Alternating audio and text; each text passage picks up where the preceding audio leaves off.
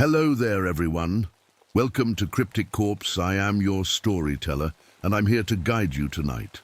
I know many of you use these videos to drift off to sleep, so before we begin, take a moment to like this video and subscribe to our channel. I'm always curious, where are you watching from, and what time is it in your part of the world? Now find your cozy spot and relax. My name is Eleanor Winters. I'm 38 years old and my husband died 6 months ago. The world kept spinning after Jack's heart attack, but mine stopped. Everyone said I needed time, space to heal. Maybe they were right. That's why I bought this cabin in northern Maine. It's just me, my half-finished novel, and 18 acres of private lake stretching out my back door. The real estate agent called it Stillwater Lake and practically gave it away. Said nobody wanted property this remote anymore. 2 miles of dense forest separate me from my nearest neighbor, and there's no telephone lines. Just me and the quiet. That's what I wanted. Quiet to write, quiet to think, quiet to drink without anyone's judging eyes. I arrived just as summer was giving way to fall. The trees around the lake were starting to turn golden and red, like they were on fire. The cabin itself is nothing special. 2 bedrooms, a small kitchen, a living room with a stone fireplace, and a wraparound porch that faces the water. It creaks in the wind, but it's solid. It feels permanent. The town nearby is small, just a general store, post office, and a diner where everyone stares when I walk in. I stocked up on enough supplies to last weeks, and enough whiskey to last even longer. The writing's going slow, but that's okay. I have time. The locals don't talk much, but when I mentioned the lake at the general store, old Mr. Peterson got a funny look. He disappeared into the back and returned with a dusty town record book. "Might interest you," he said, pointing to an entry from 1887. Original settlement here was abandoned. They wrote that the lake took the children and never came back. I laughed it off. Every small town has its ghost stories. Still, I couldn't help but notice how nobody from town ever offers to come out to the cabin. The only person who ventures out is Mike, the delivery guy who brings my mail and grocery orders once a week. I've been here 3 weeks now, and I've noticed something odd about the lake. Sometimes the water moves against the wind direction. I'll be sitting on the porch working, whiskey in hand, and notice small whirlpools forming and disappearing at random. They bubble up like someone stirring the water from below, then vanish. My little battery-powered radio doesn't work right out here either. All I get is static, though sometimes late at night, the static almost organizes itself into whispers. Probably just picking up fragments of distant stations, but it makes the cabin feel even more isolated. The strangest thing is the water temperature. It should be getting colder as autumn sets in, but it's warm, unnaturally so. Every morning, steam rises from the lake surface, creating a thick fog that hangs around until midday. Sometimes I stand at the edge of the dock in that fog, and it feels like the whole world has disappeared, leaving just me and Stillwater Lake. I've been drinking more than I should. It helps with the loneliness, helps blur the edges of the grief. That followed me here. Jack would disapprove, but Jack isn't here anymore. Sometimes in the fog, I imagine he is. That he'll step out of the mist and take my hand like he used to, but it's just me and the lake. The beautiful, strange lake that feels more alive each day I spend beside it. I'll stay until my book is finished. I promised my publisher that, and I promised myself I'd find peace here in this quiet place.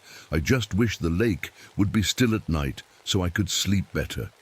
And I wish the whispers on the radio would stop saying my name. Maybe I'll go for a swim tomorrow. The water looks so inviting, especially at dawn when the mist makes everything look magical, like anything could happen, like anyone could be waiting just beneath the surface. I woke up this morning with wet feet and mud between my toes. I have no memory of going outside. The last thing I remember was falling asleep on the couch, my notebook open, half a glass of whiskey on the table. But somehow I ended up at the lake's edge. This isn't the first time. Last week I found myself standing knee-deep in the water at 3 a.m., the moon reflecting on the still surface. I don't sleepwalk, never have. But there's no other explanation for how I got there. The dreams are getting worse too. I dream of dark water filling my lungs, but instead of drowning, I breathe it in like air. I dream of voices calling my name from deep below.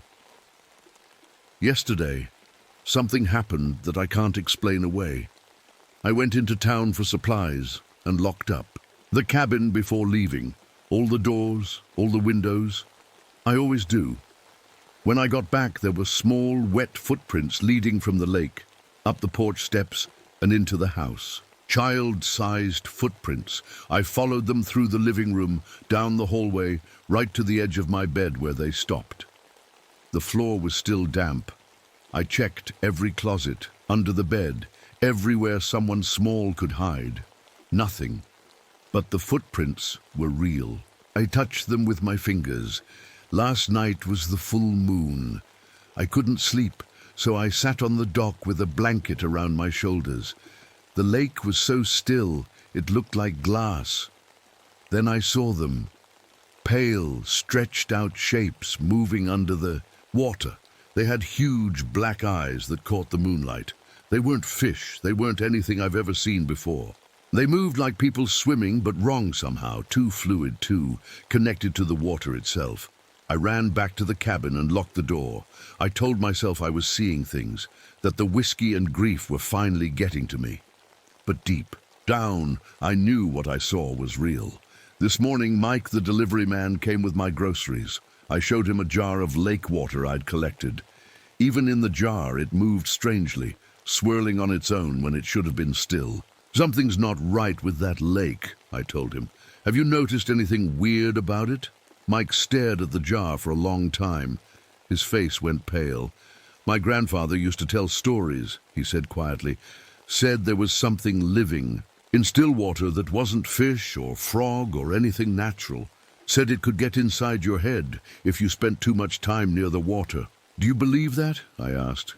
I didn't, he said, but that water ain't acting right. He promised to come back tomorrow with Father Collins from the small church in town. Said the priest knew the old stories better than anyone. But Mike never came back. Because this morning I woke up to find the dirt road to my cabin completely flooded.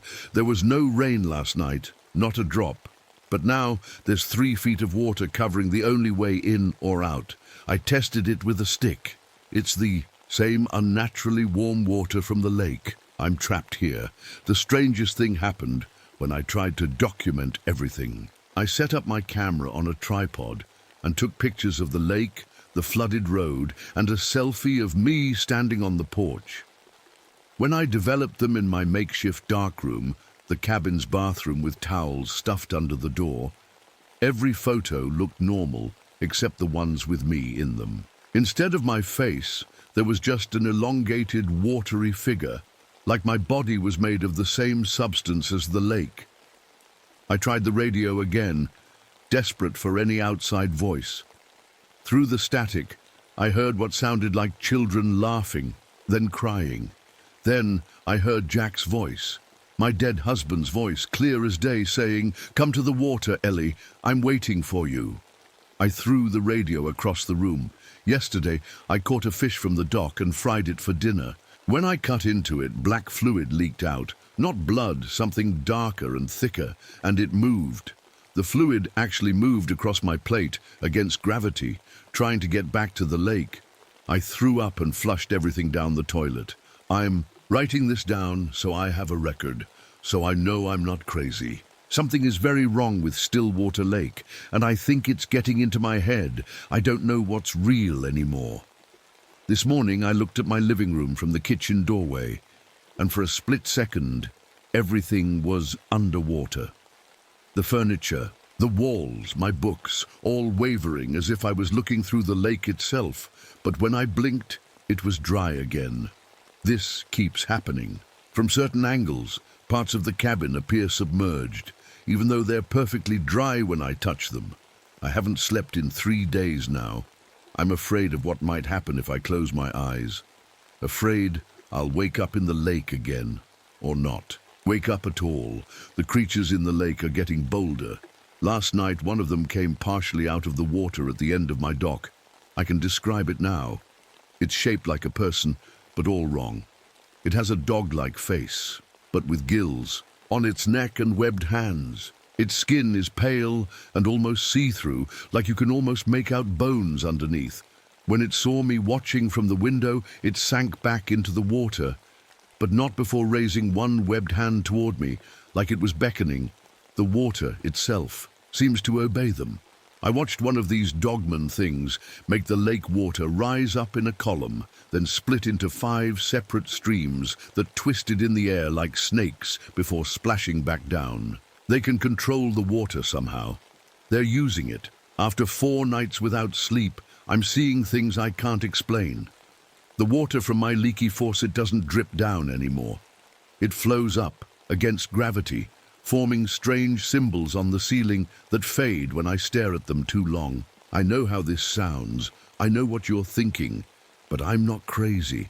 I'm not. The manuscript for my novel, the whole reason I came to this cursed place, has changed. This morning, I found pages that I didn't write, inserted between my own work. Pages describing in vivid detail what it feels like to drown, to have water fill your lungs as you struggle for that last breath of air. The handwriting is mine, but I have no memory of writing any of it. I tried taking a bath last night, desperate to wash away the feeling of lake water that seems to cling to my skin all the time now. That was a mistake. When I looked down at my hands under the water, I saw something that made me scream. The skin between my fingers has changed.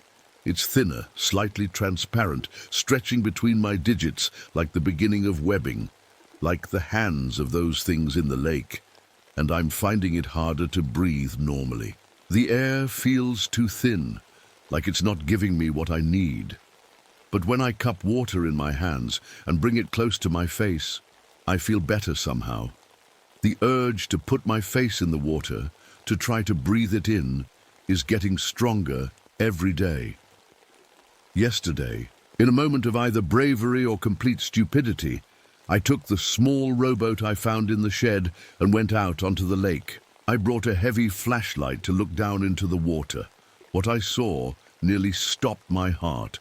Dozens of human bodies sitting upright on the lake bottom in a perfect circle, their eyes and mouths open, their clothes and hair waving slightly in the underwater current. They didn't look dead exactly, more like they were waiting for something, waiting for me. I rowed back to shore so fast I nearly capsized. As I was pulling the boat onto land, fog began rolling off the lake in thick waves, surrounding the cabin. Completely.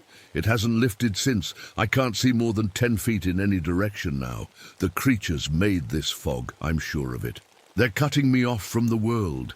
The plumbing in the cabin has turned against me. When I turn on the sink or the bathtub, the water flows backward, pulling things toward the drain. I lost a washcloth this way. The water grabbed it and pulled it down the drain with such force that it tore the fabric. I don't use the taps anymore. I'm afraid of what might come through them. Last night, they finally came for me. On the darkest night of the month, with no moon to light the sky, they emerged from the lake completely. I counted 7 of them, walking on 2 legs but moving wrong, like their joints bend in extra places. Their bodies are a horrible mix of wolf and fish features on a human-like frame, with skin so thin you can see dark shapes of organs moving inside them. They surrounded the cabin but didn't try to break in. They just watched me through the windows with those huge black eyes. Now understand what they are, what the lake is. It's not just water. The entire lake is some kind of living thing, and these dogmen are like its arms and legs, parts of it that can move around on land. They're extensions of the lake itself, and I think I know what it wants. It wants me. I know the truth now. The lake isn't just water. It's alive. It thinks. It collects people. Yesterday, one of the dogmen stood at the edge of my porch for hours, not moving, just watching me through the window. Its black eyes never blinked. As the sun went down, it opened its mouth, showing rows of needle-like teeth, and spoke, not with a voice, but somehow directly in my head. "We have waited for you, Eleanor," it said. "The lake chose you before you even knew this place existed." I screamed at it to leave me alone. I threw a chair through the window. The creature didn't flinch as glass shattered around it. It just tilted its head, curious, like a dog might. "Your husband is here," it said. "Jack waits in the deep." That broke me. I collapsed on the floor, sobbing. They know about Jack. They've been in my head all along. The change in my body is happening faster now. My lungs hurt constantly, like they're trying to reshape themselves. Sometimes when I breathe, it feels like I'm drowning on dry land. I cough up clear fluid that moves on its own, sliding across the floor back toward the lake. This morning, I tried a desperate plan. I gathered all the dry wood I could find, piled it in the living room, and set it on fire. I thought I could burn down the cabin and force myself to run, to get away from here no matter what waited in the woods. But the flames turned, blue when the smoke reached the ceiling, and then they froze, like ice sculptures of fire, not moving, not spreading, just stuck there. When one of the dogmen appeared at the window, the flames simply vanished, not even leaving scorch marks on the wood. The calendar on my kitchen wall says I've been here for 2 months, but I checked my watch this morning, and it's only been 2 weeks since I arrived. Somehow time by the lake runs differently. I lose days that feel like hours. I gain nights that stretch on forever. I stumbled to the bathroom mirror today and hardly recognized myself. My eyes have changed. There's a thin, clear membrane that sometimes slides across them sideways, like what frogs have. My skin is different. And too, slick, with a clear film that feels like mucus. I should be disgusted, but somehow it feels right. I heard a car engine this afternoon. Mike, the delivery man, was back. I ran outside, screaming for help, nearly falling down the porch. Steps. But when he turned to me, his eyes were black, completely black, like the dogmen. He smiled with too many teeth. "We've been waiting for you to join us, Eleanor," he said in that same not voice in my head. "I've been helping the lake for 30 years now, finding the right people, bringing them here. He wasn't my rescuer. He was their lure. He always had been. The worst part came last night. The lake called me down to the shore. I tried to resist, but my legs moved on their own. The water parted like a curtain, and there was Jack, my Jack, standing in a bubble of air beneath the surface. He looked exactly as he had the day he died. He reached out his hand to me. "It's not so bad, Ellie," he said. "We're all together. Here, all part of something bigger." But when he smiled, I saw the truth. Behind his eyes was the lake, ancient, cold, hungry. Jack was just a puppet now, his consciousness absorbed and used to lure me in. Whatever was left of him was trapped. In the lake's collective mind, the dogmen explained it all. The lake is old, older than the town, older than the first settlers. It collects human minds, adding them to itself. Each person it takes makes it smarter, more aware. The dogmen were the first, the children from the settlement in 1887. Generation after generation, they changed, evolved to serve the lake. Now the lake has offered me a choice that's no choice at all. Join willingly, be reunited with Jack in the collective consciousness, or be taken anyway, and exist in eternal, aware isolation. Last night, desperate and out of options, I said yes. The moment I agreed, I felt it. Tendrils of the lake's consciousness, touching my mind, connecting me to the vast network of captured souls beneath the water. For one brief, horrible second, I felt Jack, the real Jack, screaming in the darkness, aware and trapped for all these months. They lied. There is no peace in joining, only eternal awareness while trapped in the collective will of the lake. Tried to back out, to run, but it was too late. My nervous system has already begun connecting to the lake. I can feel the water even when I'm not touching it. I can sense the minds below, hundreds of them, some centuries old, all aware, all... part of the entity that is Stillwater Lake, I still have enough of myself left to be afraid. Enough to know I've made a terrible mistake. I'm writing this with hands that don't feel like my own anymore. My fingers are webbed now, the skin between them clear like jelly. I have to try. I have to warn someone. Last night, I gathered every page of my manuscript and stuffed them into empty whiskey bottles. I sealed them with candle wax and threw them into the stream that flows from the lake. Maybe someone will find them. Maybe someone will read my story and stay away from this place. It's getting harder to think straight. My thoughts mix with others. Now, the old woman who owned this cabin in the 1930s, the logger who drowned here in 1962, the children from the original settlement, and Jack, always Jack, his consciousness touching mine, but changed, twisted by decades in the lake's mind. The boundaries of my body don't make sense anymore. When I put my hand in the water, I can't tell where my skin ends and the lake begins. It's like we're made of the same stuff now. When I focus hard enough, I can make my arm turn to water and back again. My form shifts between looking human and being part of the lake itself. My memories are fading. Who was I before the lake? I had a name, Eleanor. I was a writer. I had a husband. But those details feel like a story I read once, not my actual life. The lake is eating my memories, dissolving my identity into its vast collective mind. The amazing part is what I feel instead. I can sense every drop of water in the lake at once.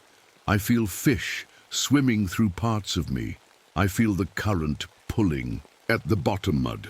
I feel the rain hitting the surface, each drop sending ripples through my new consciousness. When winter comes, the lake has told me we will dream together. As the surface freezes over, all the minds in the lake will enter a shared hibernation. We'll dream the same dreams for months, our thoughts mixing until spring. The old woman who was here before me says the winter dreams are beautiful and terrible at the same time. Yesterday, the dogmen held a ceremony for me at the bottom of the lake. I could breathe the water easily now. They arranged the other bodies, the previous collections, in a circle around me. They have a hierarchy here, a pecking order of souls. I've been assigned my place in their strange family tree of captured minds. The lake is hungry for more. It always is. Through the underwater caves and streams, it's slowly connecting to other water systems, spreading its influence outward. Soon, it will reach the river that feeds the town's reservoir. This morning, a car pulled up to the cabin. Through the fog, I saw a woman get out, carrying scientific equipment. She's young, maybe 30, with short brown hair and glasses. According to the papers on her dashboard, her name is Dr. Sarah Chen, environmental scientist. She's here to study reports of unusual properties in the water. The lake is excited. It doesn't get new visitors often, especially not scientists. It thinks she'll make a valuable addition to the collective. The dogmen have assigned me to make first contact. You're fresh, they told me in our shared mind space. She'll trust you. You still look mostly human. So I'm waiting now, watching from the trees as she sets up her equipment on the dock. Soon I'll walk out and greet her. I'll tell her I'm a local, that I know the lake well. I'll offer to show her the best spots for water samples. The worst part of me is fighting, screaming silently as I prepare to lure this innocent woman to her doom. But that part gets smaller every day. Mostly, I feel the lake's hunger, its need to grow, its desire to add her consciousness to our own. I can't stop myself. I'm not strong enough to resist the collective will. I'm just one small part of Stillwater. Now I see her at the dock. She's taking readings, frowning at her instruments. She doesn't understand what she's measuring yet. How could she? Science has no name for what lives in this water. I'm walking toward her now. My legs move without my permission. My face arranges itself into a friendly smile. My voice will sound normal when I speak. Hello there, I'll say. You must be studying the lake. I'm Eleanor. I know this water better than anyone. And then I'll begin the work of bringing her home to us. Another mind for the lake, another voice in the chorus, another pair of eyes watching from beneath the surface at Stillwater Lake. My name is Rebecca Hargrove. I'm 32 years old, and I'm an environmental biologist. That's just a fancy way of saying I study how plants and animals live together in wet places like swamps. 3 months ago, I came to the Florida Everglades to find out why the water here is getting bad for plants and animals. I remember the day I arrived. The airboat ride seemed to go on forever, the loud motor drowning out every other sound as we pushed deeper and deeper into the wetlands. Trees with knobby knees stuck out of the dark water, and everything smelled like wet dirt and plants. "This is as far as I go, Dr. Hargrove," the airboat driver shouted over the dying engine. "At 23 miles from the nearest anything. You sure about this?" I nodded, looking up at the small wooden cabin built on stilts above the water. This would be my home for the next 6 months. "Radio check-in every 3 days," he reminded me. "Storm season's coming. If you need out early, you call." "I'll be fine," I said, more to convince myself than him. "The research needs someone out here full-time." As the airboat disappeared around the bend, the silence closed in. Nothing but the occasional bird call and the soft splash of water against the wooden stilts. I climbed the steps to my new home and unlocked the door. The cabin was basic but had everything I needed: a small kitchen area, a desk for my computer and research equipment, a narrow bed, and a bathroom barely bigger than a closet. Solar panels on the roof provided enough electricity for my equipment and a small refrigerator. Most importantly, it had my water testing gear, the latest equipment for analyzing samples. I unpacked my things, including the small orange pill bottle I tucked away in my toiletry bag. The medication kept my bipolar disorder in check. I counted. The pills, enough for my planned stay, plus 2 extra weeks. Should be fine, I told myself. That night, I sat on the small porch with my journal, writing by the light of a battery-powered lamp. Day 1. Setup complete. Initial water samples collected from 5 locations within half-mile radius. Preliminary tests show concerning pH fluctuations. Local water table has dropped 3 inches below historical average for May. Will establish baseline measurements tomorrow. I looked out into the darkness. The water was so still it looked like black glass. Something moved in the distance, probably an alligator. This far out, the animals hadn't learned to fear humans. I would need to be careful. In the morning, I started my work routine. Up at dawn, quick breakfast, then into the small rowboat to collect water samples. I wore tall rubber boots and kept a sharp eye out for snakes and alligators as I waded through shallow areas. My research focused on 5 different testing sites, each marked with a small flag. By the end of the first week, I had noticed something strange. The water quality readings didn't make sense. At testing site 3, the pH levels would read highly acidic 1 hour, then swing to alkaline the next. It was as if the water couldn't decide what it wanted to be. I recalibrated my equipment twice, but the weird readings continued. During my second week, I was collecting samples near a cypress dome when I noticed tracks in the mud. They were unlike anything I'd seen before. 3-toed prints about the size of my hand, not an alligator, not a water bird. I took photos and measurements, then followed them along the bank. The strangest thing was how the tracks just stopped. One minute they were there, the next they weren't. It was as if whatever made them had walked straight into the solid ground, or came out of it. That night, I used the satellite phone to call my supervisor at the university. Probably a deformed gator, Dr. Winsley said when I described the tracks, or kids messing around. "There are no kids out here," I said. "I'm miles from anywhere. Ask the locals next time you're at the outpost. Those Seminole guides know every creature in the glades." I remembered something one of the airboat drivers had told me during my trip in. An old Seminole story about the lurkers, ancient creatures that lived in the mud beneath the Everglades. According to the story, they were angry about humans draining their home and had started to rise up. Just a scary story to keep tourists excited, I'd thought. By the third week, I noticed something else troubling. Patches of the wetland were rotting at an impossible rate.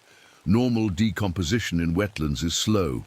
Plant matter breaks down over months or years, but in these patches it was happening in days.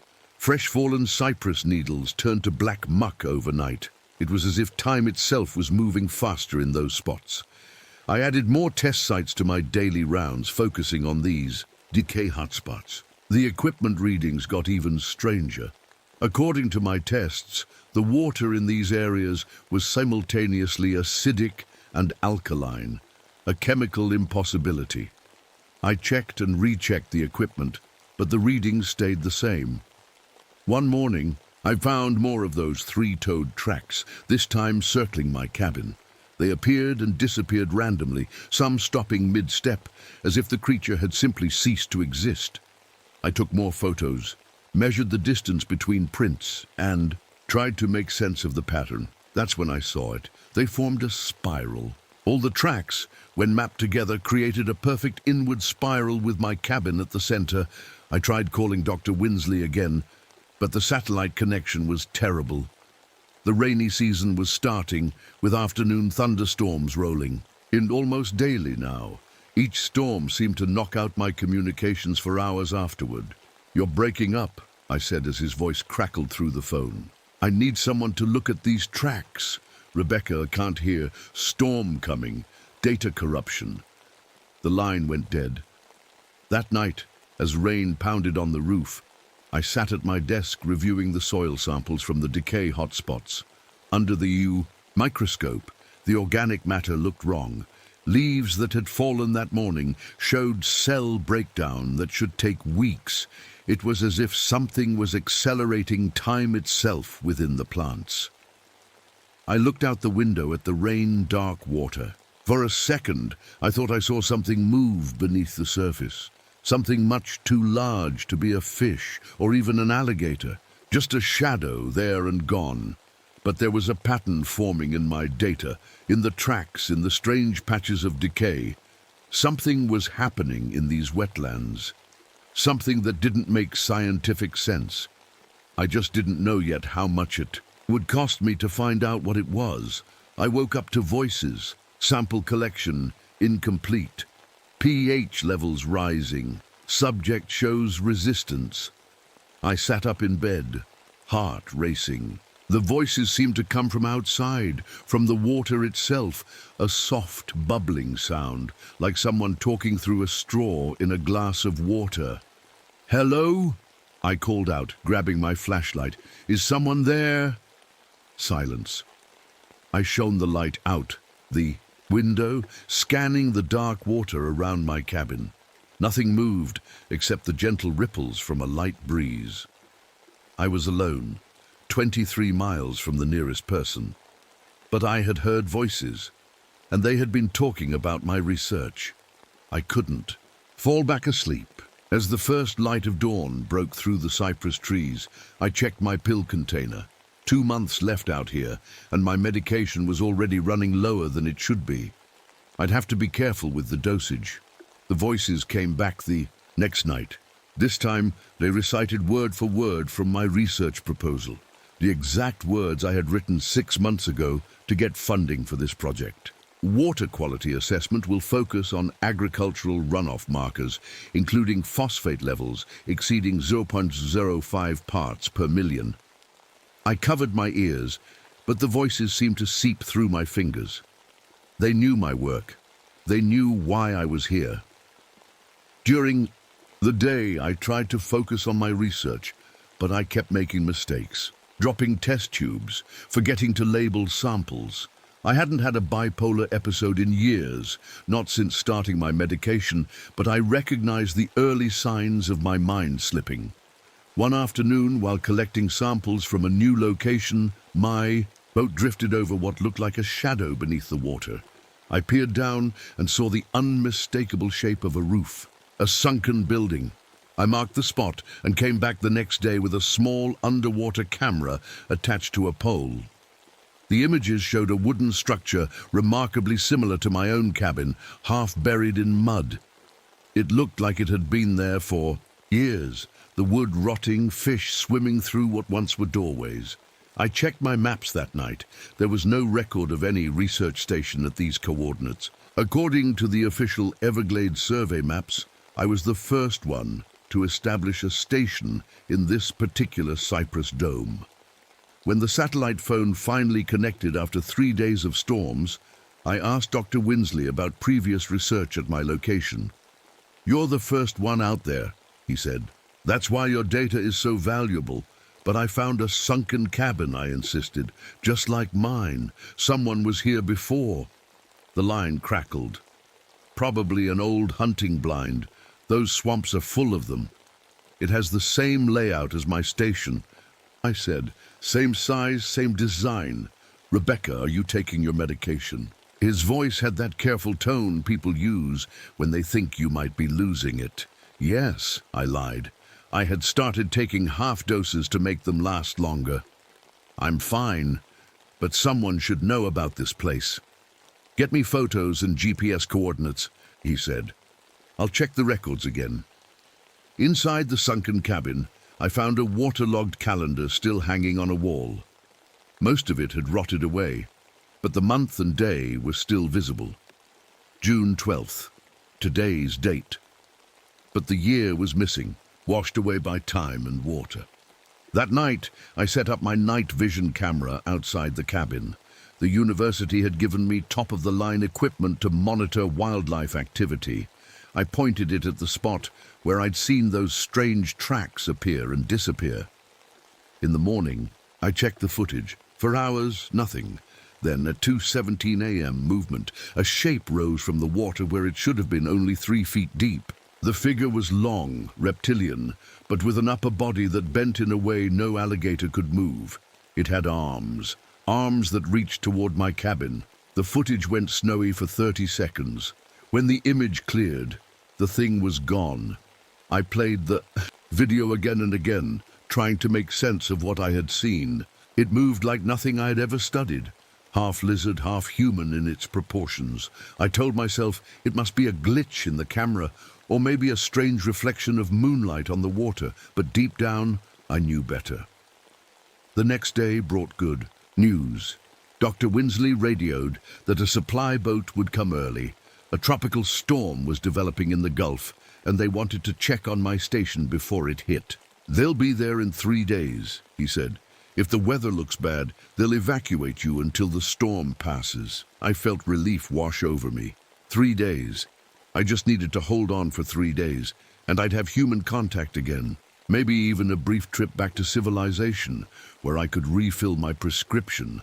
That night, the worst storm yet hit the Everglades. Lightning struck so close to my cabin that the thunder shook bottles off my shelves. Rain came down in sheets, so thick I couldn't see the water below my porch. I sat huddled in the middle of my bed, jumping at each crack of lightning. When dawn finally came, the world outside my window had changed. The landscape was different. Familiar trees were gone, replaced by ones I hadn't seen before. The channel I used to reach testing site 2 had disappeared, filled in with mud and debris. I pulled up the satellite maps on my computer, but they didn't match what I was seeing. According to GPS, my cabin had somehow moved several miles from its original location, but that was impossible. Buildings don't move unless the land itself had changed. Unless the Everglades had rearranged itself overnight. That afternoon, I tried the satellite phone again. It connected, and I heard Dr. Winsley's voice. "Rebecca, how are you holding up?" "The storm changed everything," I said. "The landscape is different. My maps don't match anymore." "That happens in the glades," he said. "Storms can reshape channels overnight." "No, this is different," I insisted. "It's like I'm in a completely different part of the swamp." "The supply boat is still coming," he said. "Just stay put." I hung up and tried calling back immediately to ask about the exact arrival time. Dr. Winsley answered again, but something was wrong. "Rebecca, how are you holding up?" he said, exactly as he had before. "We just spoke," I said. "About the boat." "What boat?" His voice sounded slightly distorted now, like he was speaking through water. I hung up and tried a third time. Again, he answered with the exact same greeting, but this time his voice was deeper, almost unrecognizable. That night, I woke to find all my collected samples gone. Every labeled test tube, every water sample vanished from my workstation. In their place was a perfect circle made of alligator teeth. Dozens of them arranged in a pattern that looked strangely like a molecular diagram, like the ones I'd been drawing in my research notes. Someone or something had been in my cabin while I slept. Something that knew my work. Something that was studying me as carefully as I was studying the Everglades. I checked the locks on my doors and windows, all secure. I looked for signs of forced entry but found nothing. It was as if the teeth had materialized from thin air. The next morning, I found myself standing at testing site 4, collecting samples. Except I had no memory of rowing out there. The last thing I remembered was falling asleep in my cabin, yet here I was, fully dressed. My sample case half filled with neatly labeled tubes. I looked down at my notebook. Pages of notes were filled with my handwriting. Observations I had no memory of making. Sample numbers I had no memory of collecting. This can't be happening, I whispered to myself. This can't be real. But the evidence was in my hands. Somehow, I had lost time. Hours of it. And during that lost time, I had continued my work as if nothing was wrong. I rowed back to my cabin as fast as I could, fighting rising panic. Inside, I went straight to the microscope and looked at one of the samples I had apparently collected during my blackout. What I saw made no scientific sense. Tiny organisms swam in the water, but they weren't like anything in my textbooks. They had multiple nuclei, 3, 4, sometimes 5 per cell, arranged in perfect geometric patterns. And as I watched, these patterns shifted and rearranged themselves, as if the organisms were solving a puzzle.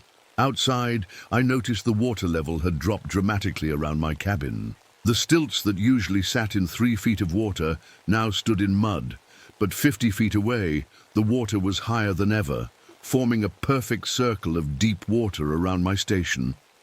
Water doesn't behave that way. It finds its level. It doesn't form perfect circles or defy gravity. As I stood on my porch, staring at this impossible sight, the water in the deep circle began to move, not flowing like normal water, but rising, forming shapes that held for seconds before collapsing. I blinked, hard, telling myself I was seeing things. I needed my full medication dose. I needed sleep. I needed to get out of here. But as the sky darkened with another approaching storm, I knew with terrible certainty that I wasn't going anywhere. The Everglades had me now. And something in the water was watching, waiting, getting closer every day. The storm hit just after sunset. Rain hammered the roof so hard I thought it might cave in. Lightning turned night into day every few seconds, each flash burning shadows into my eyes. I sat in the middle of the room, as far from the windows as possible, counting seconds between thunderclaps. That's when I saw them.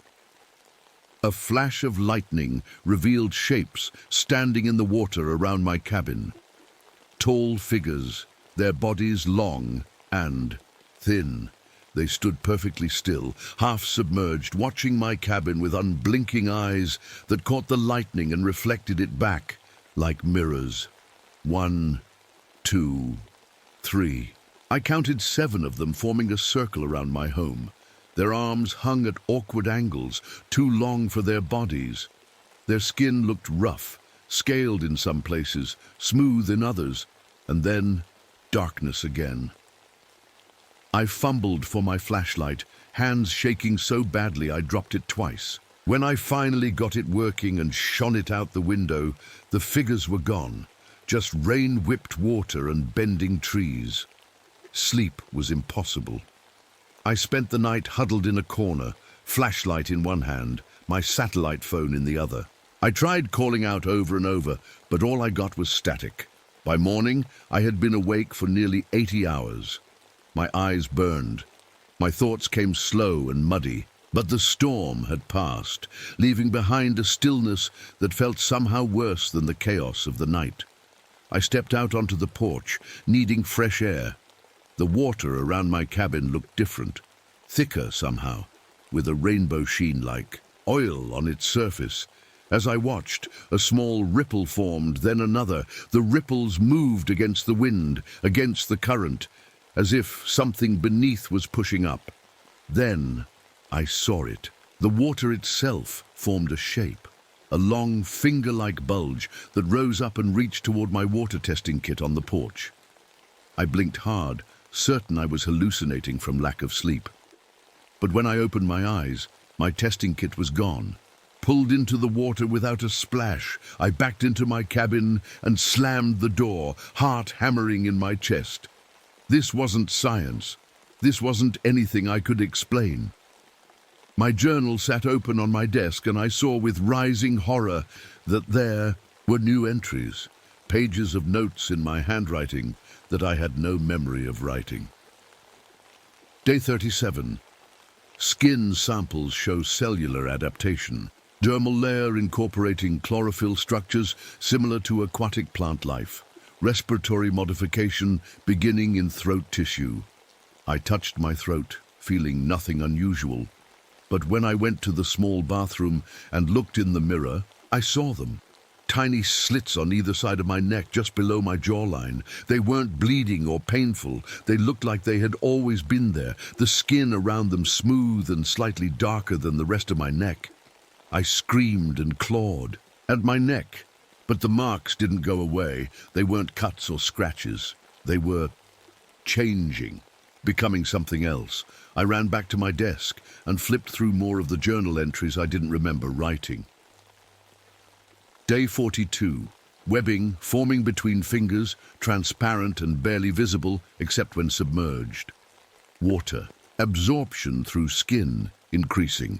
Blood samples show new cell type, unknown function. I looked down at my hands.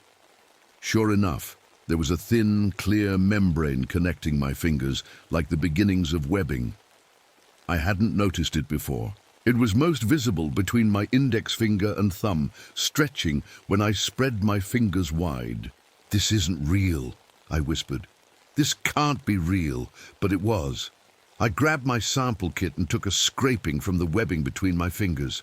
Under the microscope, the cells were nothing like human skin cells. They were something new, with structures I had never seen in any textbook.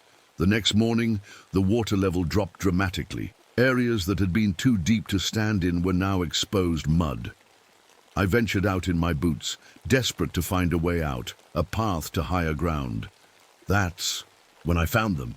At first, I thought they were odd-shaped cypress knees, those woody projections that grow up from the roots of cypress trees. But as I got closer, I realized what I was seeing. Bodies. Human bodies, half buried in the mud, fused with tree roots, and water plants. Some were little more than skeletons, plants growing through rib cages and eye sockets. Others were more recent, skin still visible but changed, scaled in patches, stretched in others. One body was wearing the tattered remains of a park ranger uniform. Another had a camera still hanging from a bony neck, a wildlife photographer, perhaps, and all of them showed the same changes I was beginning to see in myself, webbing between skeletal fingers, gill-like structures on their necks, spines that curved wrong, too flexible, some bent at angles that should have been impossible while they were alive. I stumbled back to my cabin, threw up over the side of the porch, and then collapsed on the floor. I needed to leave. Now. Today. Packed a small bag, water, my remaining pills, a compass, my satellite phone, and a knife. I would follow my compass east. Eventually, I would hit the main park road. It might take days, but it was better than staying here. As I was about to leave, the phone rang. I nearly dropped it in my rush to answer. Rebecca. It was Dr. Winsley. "Where have you been? We've been trying to reach you." I need evacuation, I said, the words tumbling out too fast. Now, something's happening here, something's wrong with me. The supply boat is on its way, he said. They should reach you by tomorrow morning. I'm not waiting, I said. I'm leaving now, heading east. Don't leave your station. His voice suddenly sounded strange, deeper. The boat knows where to find you there. Tell them I'll be heading east along the old park. The trail. I was already walking down the steps into the ankle-deep water. Rebecca, look at the water, Dr. Winsley said. But his voice wasn't coming from the phone anymore. It was coming from all around me, from the water itself. I dropped the phone and backed away. The water at my feet began to move, forming small whirlpools that spun against the natural current. Then they rose from the water, the lizard people, but now I could see them clearly in the daylight. Their bodies were like nothing I had ever seen, part human in shape, but with skin that shifted between scales and a muddy flowing texture. Their limbs could stretch and bend in impossible ways, joints dislocating and relocating as they moved. Their faces were the worst part, almost human, in structure but with wide, unblinking eyes and mouths that opened too wide, revealing rows of needle teeth. They didn't attack. They simply stood there, watching me with those mirror eyes. Water seemed to flow through them rather than around. To them, as if they weren't fully solid. Lightning cracked overhead, though there were no storm clouds. The strikes hit the water in a pattern, again and again, always in the same spots. They formed a design in the water, symbols I somehow recognized, ancient Seminole markings, warnings about the deep places in the swamp where the old ones lived. One of the creatures moved toward me, water flowing up its body instead of down. It raised an impossibly long arm and pointed at my cabin, at my research equipment, and somehow I understood. My research, my testing of the water, it had provided them with the final information they needed. The modern chemicals I was tracking, the changes in the ecosystem. This data was helping them adapt to the new Everglades, to the world humans had created by draining and changing their home. Another step forward. Its arm extended further than any human arm could reach, stretching across the 10 feet between us. Long fingers touched my cheek, cold, wet, but solid, real. I ran, splashing through the shallows, fighting through sore grass, ignoring the cuts on my legs. I ran until my lungs burned, following my compass east. Always east. But after an hour of running, I saw the stilts of my cabin ahead of me. Somehow, I had circled back. The Everglades had led me in a circle, bringing me right back where I started. The creatures were gone, but my testing equipment had been set up outside on a makeshift table of twisted branches. Samples were arranged neatly, labeled in handwriting that looked almost, but not quite, like my own. They were studying me, using my knowledge, learning through me. That night I felt the first bone-deep change, a sharp pain in my spine that left me gasping on the floor. When it passed, I could bend in ways I never could before, my back flexible as a willow branch. My skin on my arms had a faint greenish tint, and when I cut myself accidentally on a broken glass, the wound closed within minutes. I was becoming like them, like the bodies in the mud, and there was nothing I could do to stop it. Morning came, with a thick fog that turned the world white. I could barely see the water from my porch. My GPS unit said I was still in the same place, but nothing looked familiar anymore. I tried once more to escape. This time, I would follow the sun. East was toward the park entrance, toward people and help. As long as I could see the sun through the fog, I could keep my direction. I packed supplies again and stepped carefully into the water. The mud sucked at my boots as I waded out, compass in hand, eyes on the faint glow of sun through the mist. The water felt different against my skin now, not cold or wet, but almost like it was greeting me, welcoming me. I could feel things in tiny movements, changes in temperature, even the slight electric fields of fish swimming yards away. New senses, not human senses, I kept walking, pushing through thick stands of sawgrass, over submerged logs, around deep pools. The land seemed to change around me, becoming more wild with each step. The cypress trees grew larger, older, their twisted branches, draped with curtains of Spanish moss that hung so low they brushed the water. This wasn't the Everglades I knew from my research. This was something older, as if I was walking back in time. After what felt like hours, I saw a clearing ahead. Dry, land, a small island rising from the swamp. I hurried toward it, desperate for solid ground. But as I got closer, I realized the island wasn't natural. It was the remains of an old building, its concrete foundations still visible, cracked and covered with moss. Metal signs lay half buried. In the dirt, I brushed mud from one of them. U.S. government property, authorized personnel only. I dug around the site and found more. Pieces of scientific equipment, broken glass test tubes, the rusted remains of what might have been a generator. This had been a research station, just like mine, but much older. 1960s, maybe earlier, based on the style of the equipment. In what must have been a storage area, I found a metal box, sealed tight against the elements. Inside was a folder of papers, somehow preserved in their metal tomb. The top sheet had a government seal I didn't recognize, and a title, Project Stillwater, Biological Adaptation Research. The documents inside told a horrifying story.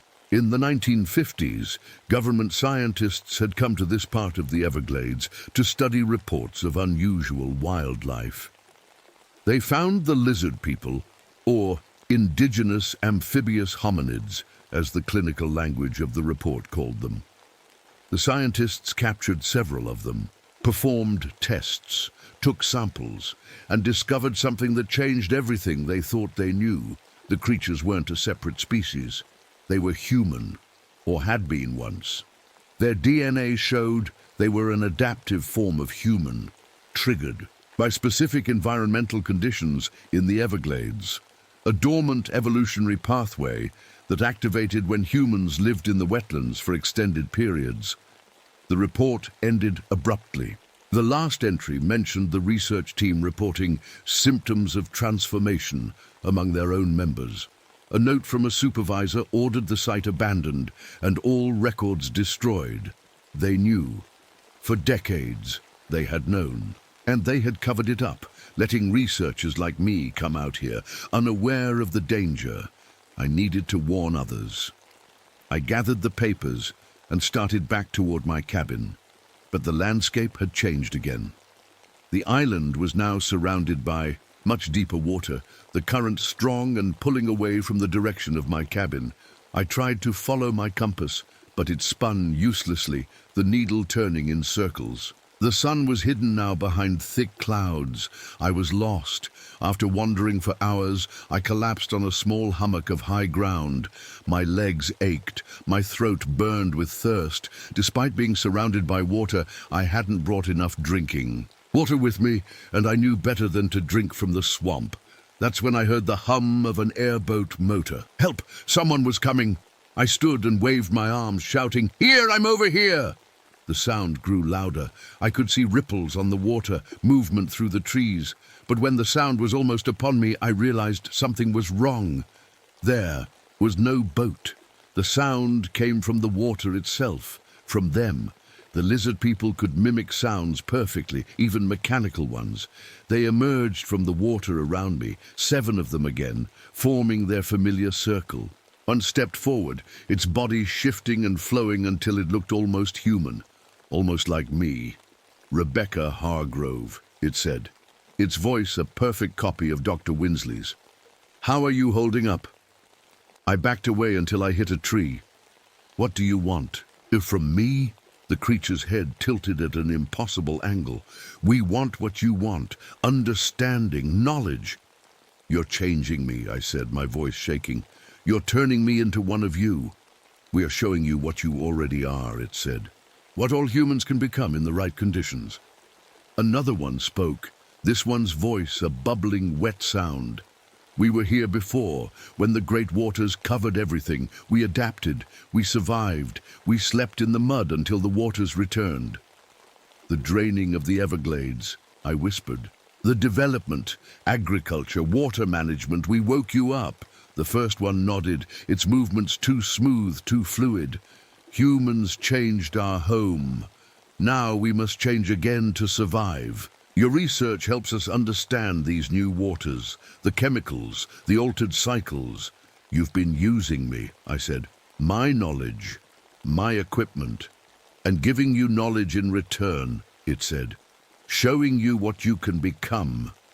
My hands were shaking. I looked down and saw the webbing between my fingers had grown, now reaching to the first knuckle.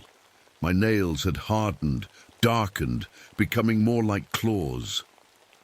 I don't want this, I said. I want to go back to being human. You are human, it said. A different kind of human, an older kind. It reached out and touched the side of my neck where the gill-like structures had formed. Your research can be completed. We can show you everything. The water cycle, the adaptation process, the future of these wetlands. Knowledge no other scientist has ever had. That got me. Even through my fear, the scientist in me responded to the offer of discovery, of understanding. And in exchange? I asked, though I already knew the answer. You complete the change, it said. You join us, become part of the collective knowledge. I thought of the bodies in the mud, the half-transformed researchers who had come before me. Had they been offered the same choice? Had they chosen knowledge over humanity? I need to think, I said. The creature nodded and stepped back into the water. You know where to find us. Somehow I found my way back to my cabin as darkness fell. Inside, everything was exactly as I had left it, except for one thing. My research notes had been organized, expanded. Detailed observations about my own transformation were written in my handwriting, notes from a version of myself that was embracing the change, studying it with scientific precision. My head throbbed with pain. I felt like two people fighting for control of one body, the scientist who wanted knowledge at any cost and the human who wanted to remain human. That night, I felt another change. A secondary brain structure forming at the base of my skull, specialized for processing underwater sensory information. I could feel water pressure changes from inside my cabin, could sense electrical fields from the equipment around me. And for a moment, I felt connected to something vast, a consciousness spread throughout the Everglades, ancient, patient, watching. In that moment, I understood what they truly were. Not monsters, not a separate species, but humans who had adapted to an earlier Earth. When the land that would become Florida was mostly underwater, they had evolved, then devolved, then hidden away as the waters receded, waiting in a state between life and death for conditions to be right again. And now, with humans altering the Everglades, they were coming back, changing again, using our scientific knowledge to speed their adaptation. I sat at my desk, picked up a pen, and began to write a warning. I needed to encode it in my research data, hide it where the university would find it, but the creatures wouldn't recognize it. But my hand shook, and when I looked down, I saw I was writing in a script I didn't recognize, symbols like the ones the lightning had burned into the water.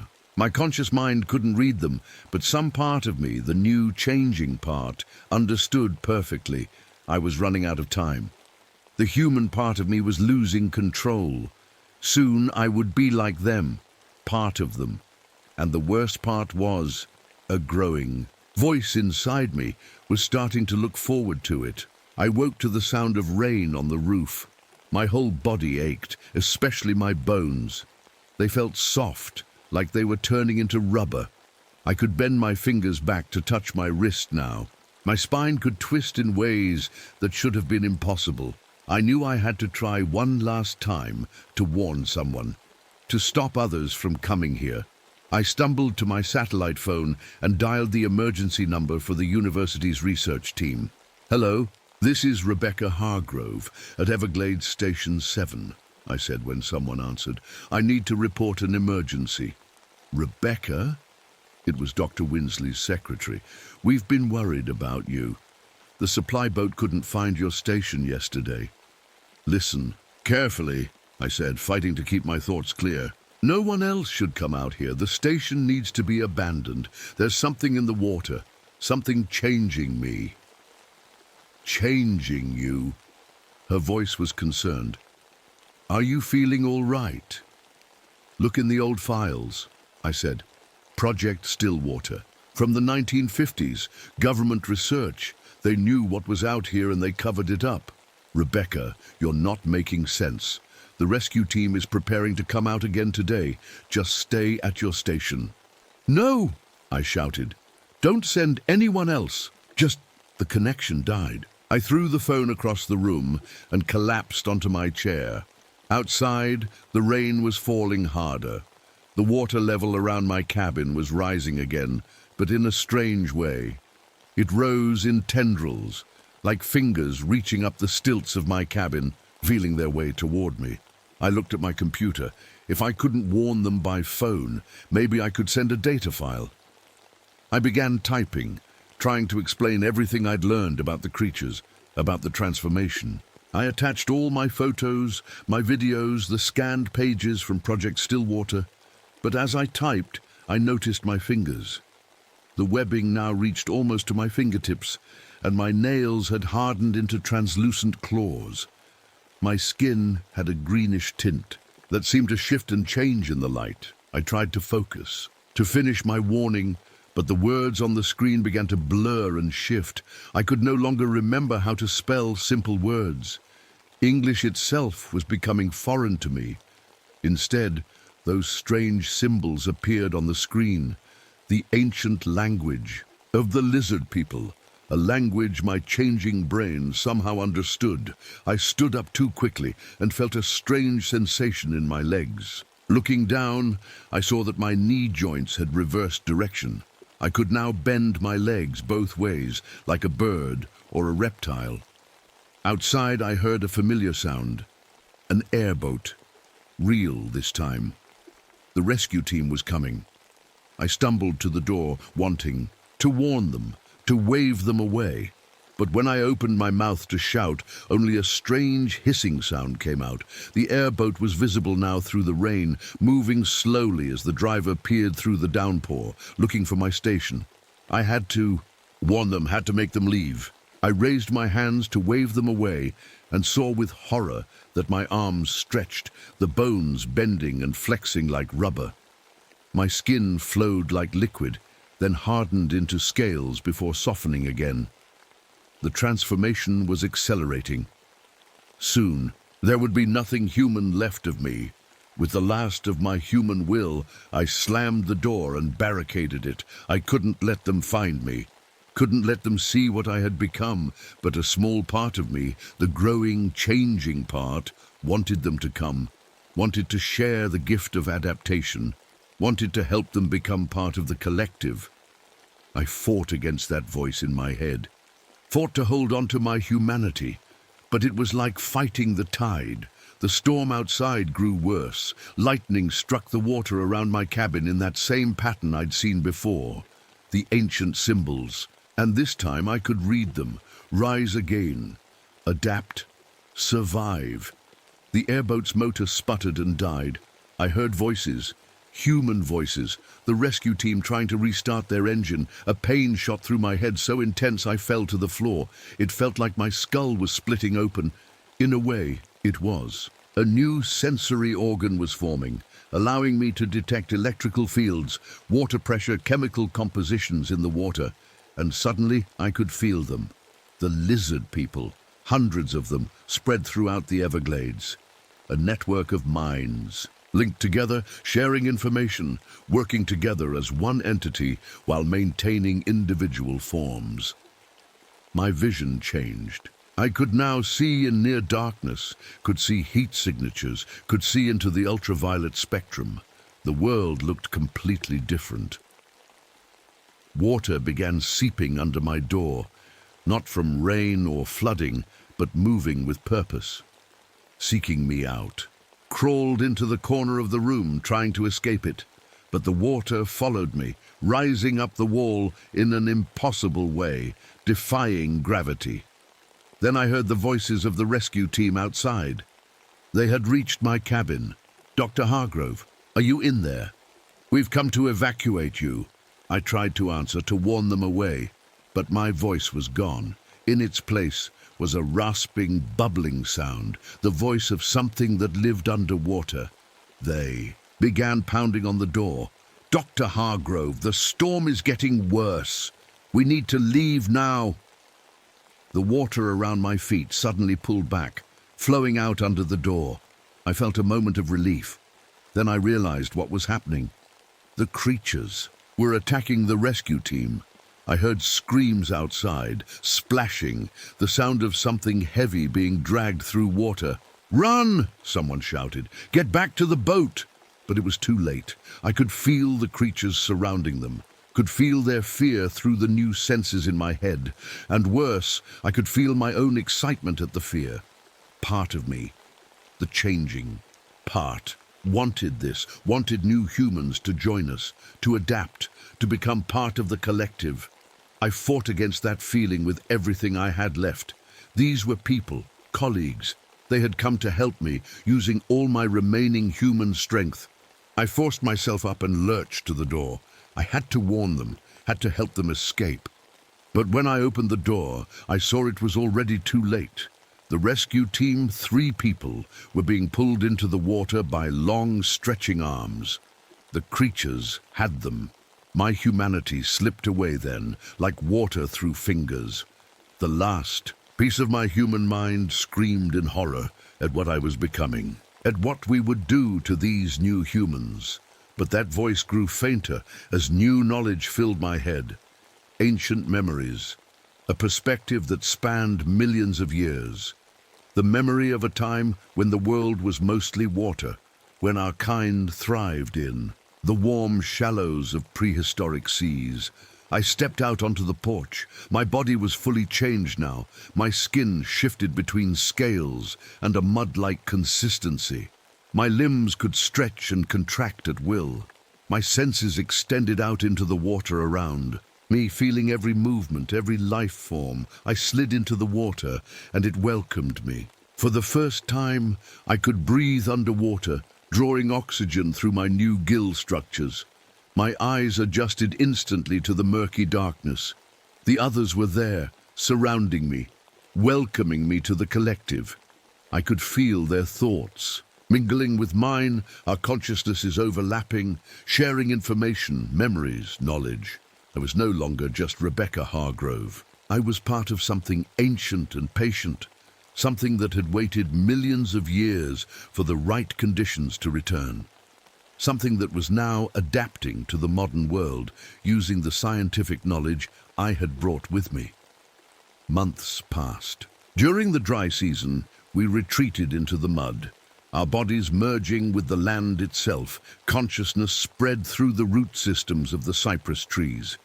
When the rains came again, we emerged, continuing our work, expanding our territory. My human memories became like dreams, distant, unimportant. But my scientific knowledge remained, valued by the collective. I became a keeper of human knowledge, helping the others understand the changes humans had made to our world. I learned that we weren't evil. We didn't want to harm humans. We simply wanted to survive, to adapt, to reclaim our ancient home as the waters slowly rose again. One day during the next rainy season, I sensed new vibrations in the water. An airboat carrying people. I rose to the surface and watched as they established a new research station near where my cabin had once stood. The Environmental Protection Agency, their equipment said. They were investigating reports of extreme biodiversity anomalies in this part of the Everglades. Reports of strange creatures seen by tourists, reports of abnormal water chemistry. I approached their camp that evening. My body shifted, becoming more human-like, though not fully human. I could still pass as a local guide, someone who knew. The wetlands, well, you folks look lost, I said, my voice rusty from disuse. Need some help navigating these waters? They were grateful for the offer. Researchers always needed local guides, people who knew the hidden channels and dangerous spots. And as I helped them set up their equipment, showed them the best places to take water samples, I felt the others watching from beneath the surface, waiting, patient.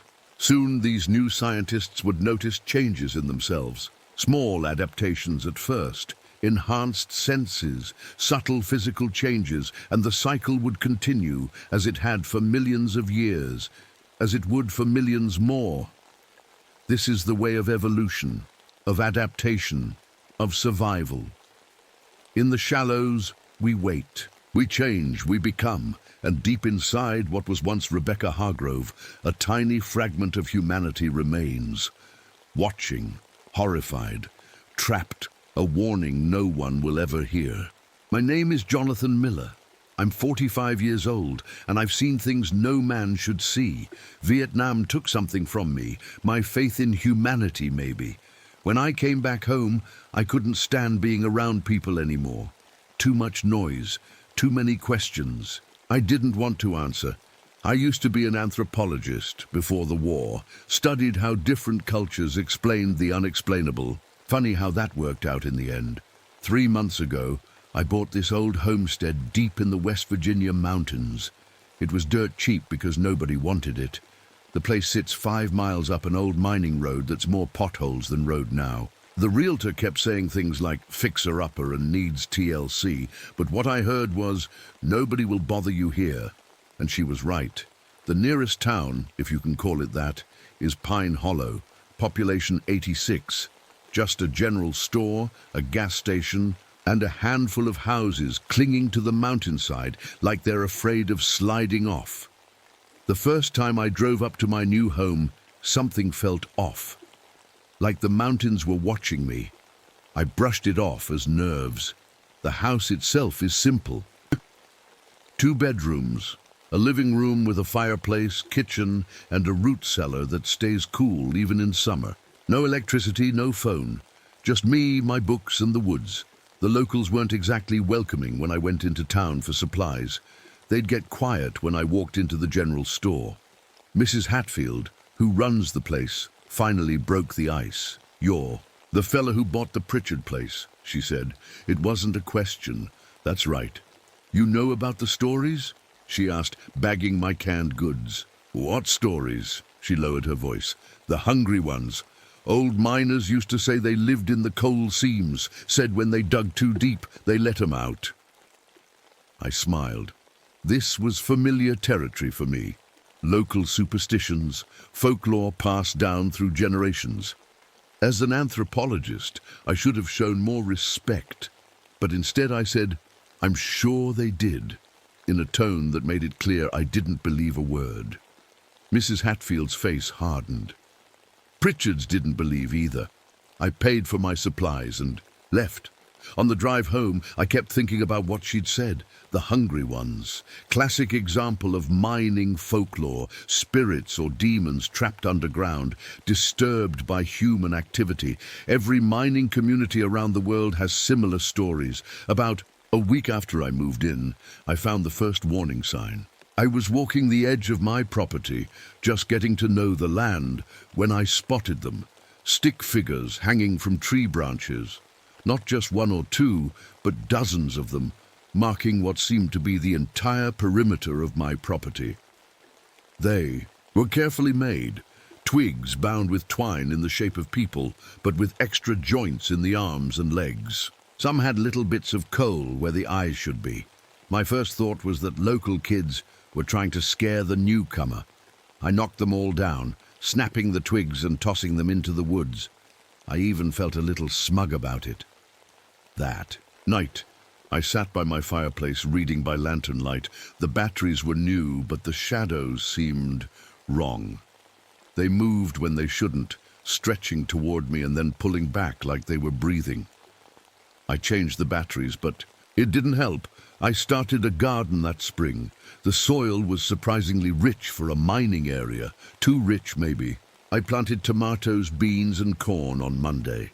By Wednesday they were full grown, not just sprouted, full-size plants heavy with produce.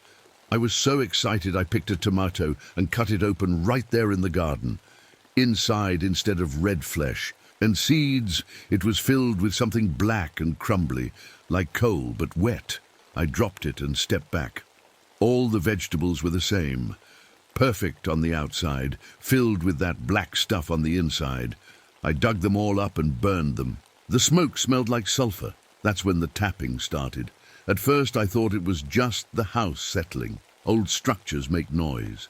But this was different. Rhythmic, steady. Tap, tap, tap. It was coming from the direction of the old mine shaft about a quarter-mile behind the house. I tried to ignore it, but at night, lying in bed, I realized something that made my blood run cold. The tapping matched my heartbeat exactly. When my heart sped up, so did the tapping. When I held my breath and my heart slowed, the tapping slowed too. Yesterday, I found the journal. It was hidden in a space behind the kitchen cabinets that I discovered while fixing a leak. The leather cover was cracked with age, the pages yellow and brittle. It belonged to Joseph Pritchard, dated 1962. I stayed up all night reading it. The first entries were mundane, weather reports, crop yields, repairs to the house. Then they changed. Martha isn't Martha anymore, one entry read. She looks the same, sounds the same, but she's hollow inside, I can tell. The hungry ones took what made her Martha and left this thing that pretends. Later entries described how his children changed one by one. They're replacing us, he wrote, hollowing us out and wearing us like clothes. The last entry was just 4 words. They're coming for me. I don't know what happened to the Pritchards. Nobody in town will talk about them. But sitting here with that journal in my hands, listening to the tapping that beats in time with my heart, I'm starting to think that maybe, just maybe, the stories about the hungry ones aren't just stories after all. And the worst part? I don't think I can leave now, even if I wanted to. Something tells me they wouldn't let me. Last night was the new moon. I couldn't sleep, so I sat on the porch with a cup of coffee, listening to the sounds of the forest. Around midnight, everything went quiet. No crickets, no frogs, no owls. Just dead silence. That's when I saw them, near the old mine entrance. Maybe 100 yards from the house, tall figures moved in the darkness. They were shaped like people, but wrong somehow. Too tall, too thin, with arms and legs that seemed to have extra joints. They moved together, like they were dancing to music I couldn't hear. I froze, coffee cup halfway to my mouth.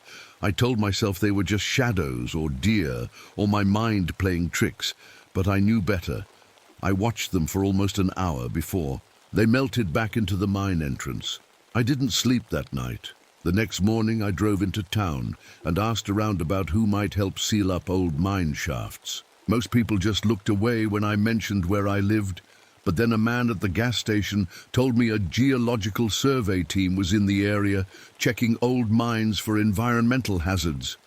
I found them at a motel in the next town over. They were friendly enough, 3 men and a woman, all wearing khaki pants and polo shirts with a government logo.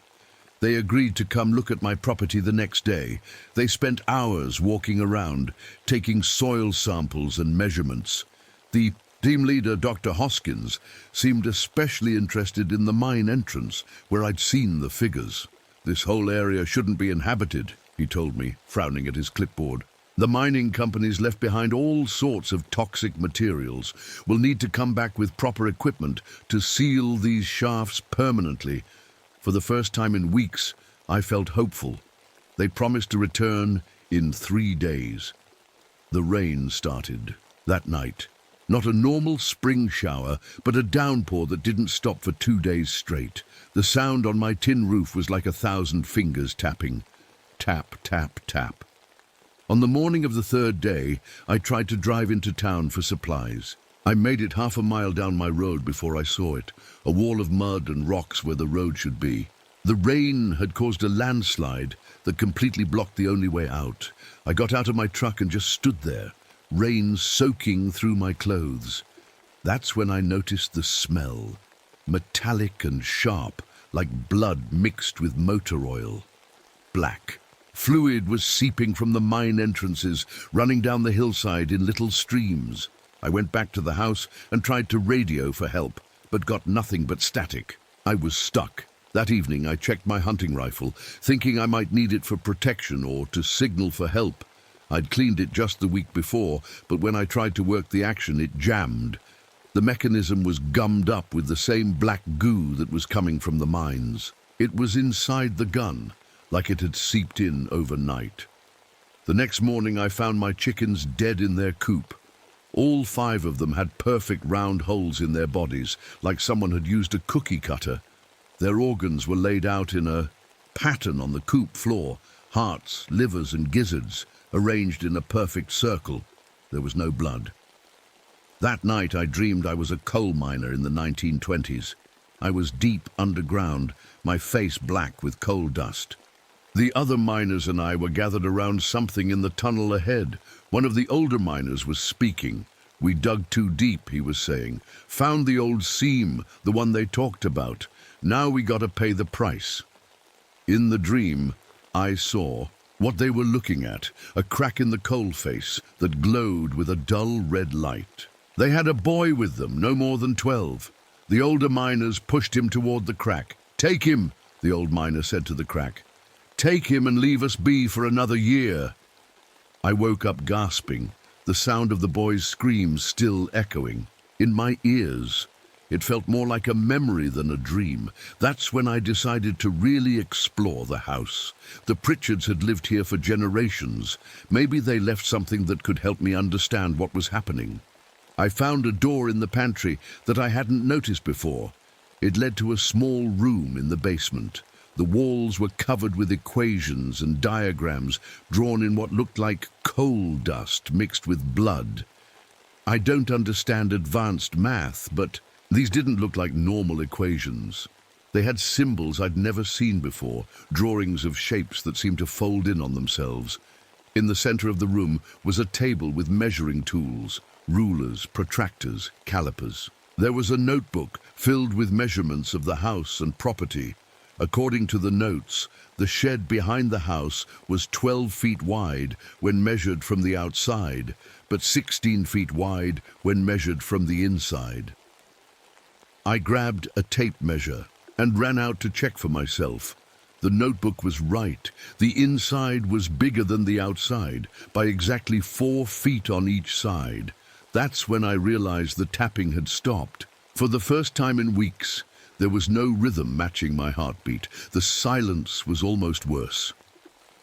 I went back to the house and locked all the doors and windows. Not that it would help. Whatever was out there didn't need doors. I'm writing this now because I need to keep a record, like Joseph Pritchard did.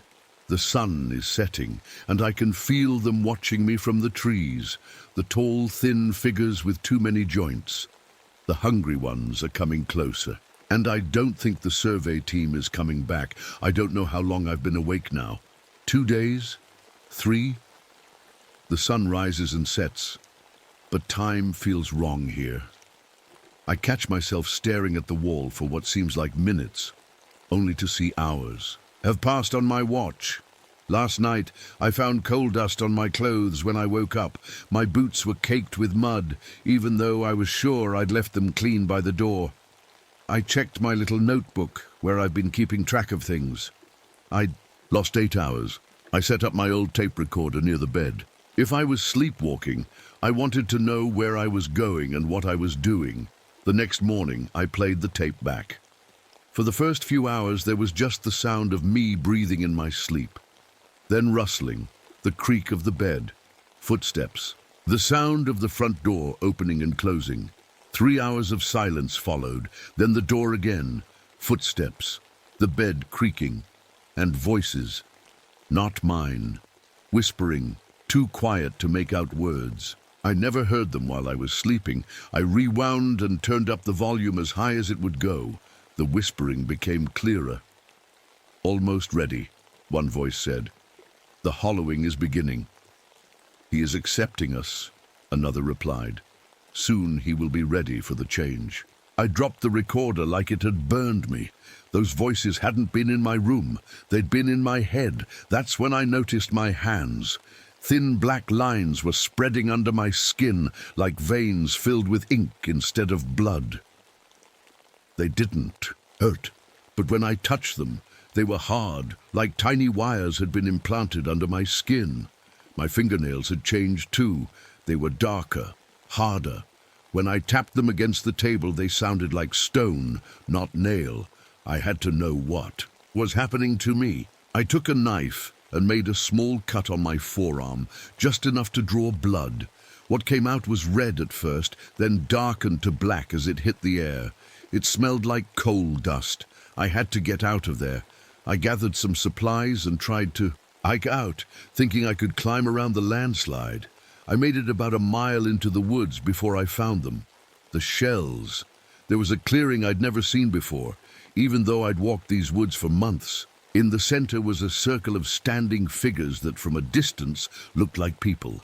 As I got closer, I realized what they were. Human skins. Empty, dried, standing upright like hollow statues. Dozens of them, arranged in a perfect circle. Men, women, even children. Their eyes were open, staring at nothing, their mouths frozen in silent screams. I recognized some of them from old photos in the house, the Pritchards, and others I'd seen in Pine Hollow, people who'd moved away, according to the locals. I ran. Back to the house, the only place that felt safe, even though I knew it wasn't. As I ran, the sky darkened, not with night, but with clouds that formed directly overhead, swirling like a hurricane. Lightning struck the ground around me again and again in a pattern that matched the equations I'd seen on the basement walls. I made it back to the house just as the rain started again. But this wasn't water. Black drops fell from the sky, leaving small craters where they hit the ground. They hissed and steamed on contact. I got a few drops on my hand. They burned like acid, then sank into my skin, joining the black veins that were now spreading up my arms. That night, my cough started. At first, I thought it was from breathing in coal dust. Then I coughed up the first sphere. It was perfectly round, about the size of a marble, black and shiny like polished coal. When I broke it open, there was something inside. A tiny creature, like a fossil, but moving, alive. It had too many legs and eyes that glowed. Red in the dark, I've coughed up 6 more since then. I keep them in a jar. They watch me while I sleep. This morning, I decided to burn it all down. If I couldn't escape, maybe I could at least attract attention with a big enough fire. I poured kerosene over everything, the furniture, the walls, the floors. The match lit normally, but when I dropped it, the flames that erupted were black. They consumed the kerosene, the wood, everything, but they gave off no heat. No smoke rose from the house. The black fire burned for exactly 28 minutes, then went out, leaving everything intact, but covered in a thin layer of coal dust. That's when the walls began to change. Not physically, but temporally. I could see through them, like looking through glass. But what I saw wasn't the outside world. It was this same room in different times. In one corner, I could see a family in old-fashioned clothes, late 1800s by their style, sitting around a table for dinner. In another, coal miners with blackened faces huddled around a radio. And in the center of the room, transparent like ghosts, the tall, thin figures moved in their strange, synchronized dance. All existing at once. All real. I'm writing this now because I need someone to know what happened here. My skin is changing faster now. The black veins cover most of my body. My fingernails have fallen out, replaced by something harder, darker. And I've remembered something important. Something I've been trying to forget. I didn't leave Vietnam the same man who went in. Something happened in the jungle. in a cave we weren't supposed to find, something that waited years for me to come to this place, this hollow in the mountains, something that's been patient. I think part of me has known all along. I think part of me has been waiting too. The truth came to me in pieces, like a puzzle, slowly coming together. There in the cave in Vietnam, the whispers I heard when the rest of my unit couldn't, the missing week that I could never account for, the doctors who couldn't explain why my heart sometimes beat in a rhythm that wasn't human. I wasn't sent to this hollow by chance. I was sent here by them. Part of me has been there since Vietnam. Last night they came for me properly. The tall, thin figures with too many joints emerged from the mine entrance as the sun set. They moved like they were gliding, not walking. Their skin looked like dried earth with cracks that showed something glowing red underneath. They surrounded the house, but didn't enter. They didn't need to. They were already inside me. That night I dreamed of the underground chamber, a vast space beneath the hollow, where the walls glittered with coal and strange crystals. In the center was a circle of the tall figures, the skinwalkers, as I've come to think of them. They were standing around a human who was spread-eagled. On a stone table, they weren't hurting him, they were studying him, learning how to be him. One would make a gesture, and the man would copy it. Another would make a sound, and the man would repeat it. They were practicing being human when they turned the man's head. I saw his face. It was Dr. Hoskins, the leader of the survey team. His eyes were empty, black pools. "You see now," he said, looking directly at me. "You understand why we need you." I woke up coughing, black spheres spilling from my mouth. More of the tiny creatures crawling across my pillow. I swept them into the jar with the others. The geological revelation came next. This hollow, this specific spot in the mountains, isn't random. It sits at the intersection of what the skinwalkers call dimensional fractures, places where the barriers between worlds are thin. The coal seams act as conduits, pathways between dimensions. The mining operations didn't just extract coal, they opened doorways. The entire hollow was created as a trap, a place where humans would dig, would open those doorways without realizing what they were doing. The creatures, I can see them clearly now, exist in 4 dimensions. They perceive time as something physical, something they can touch and mold like clay. They've been here always, watching us, studying us, learning to wear us. This morning, a knock on the door startled me. It was the survey team, right on schedule, as if no time had passed, as if the landslide had never happened, but they weren't right. Their proportions were slightly off, arms a bit too long, necks a bit too flexible. Their smiles never reached. Their eyes. When Dr. Hoskins spoke, I recognized the voice from my tape recorder. "We're ready to seal those mine shafts now, Mr. Miller," he said. "But first, we need you to show us exactly where they are." I knew what they wanted. They wanted me to go willingly into the mines, into their domain. The strange thing is, part of me wanted to go.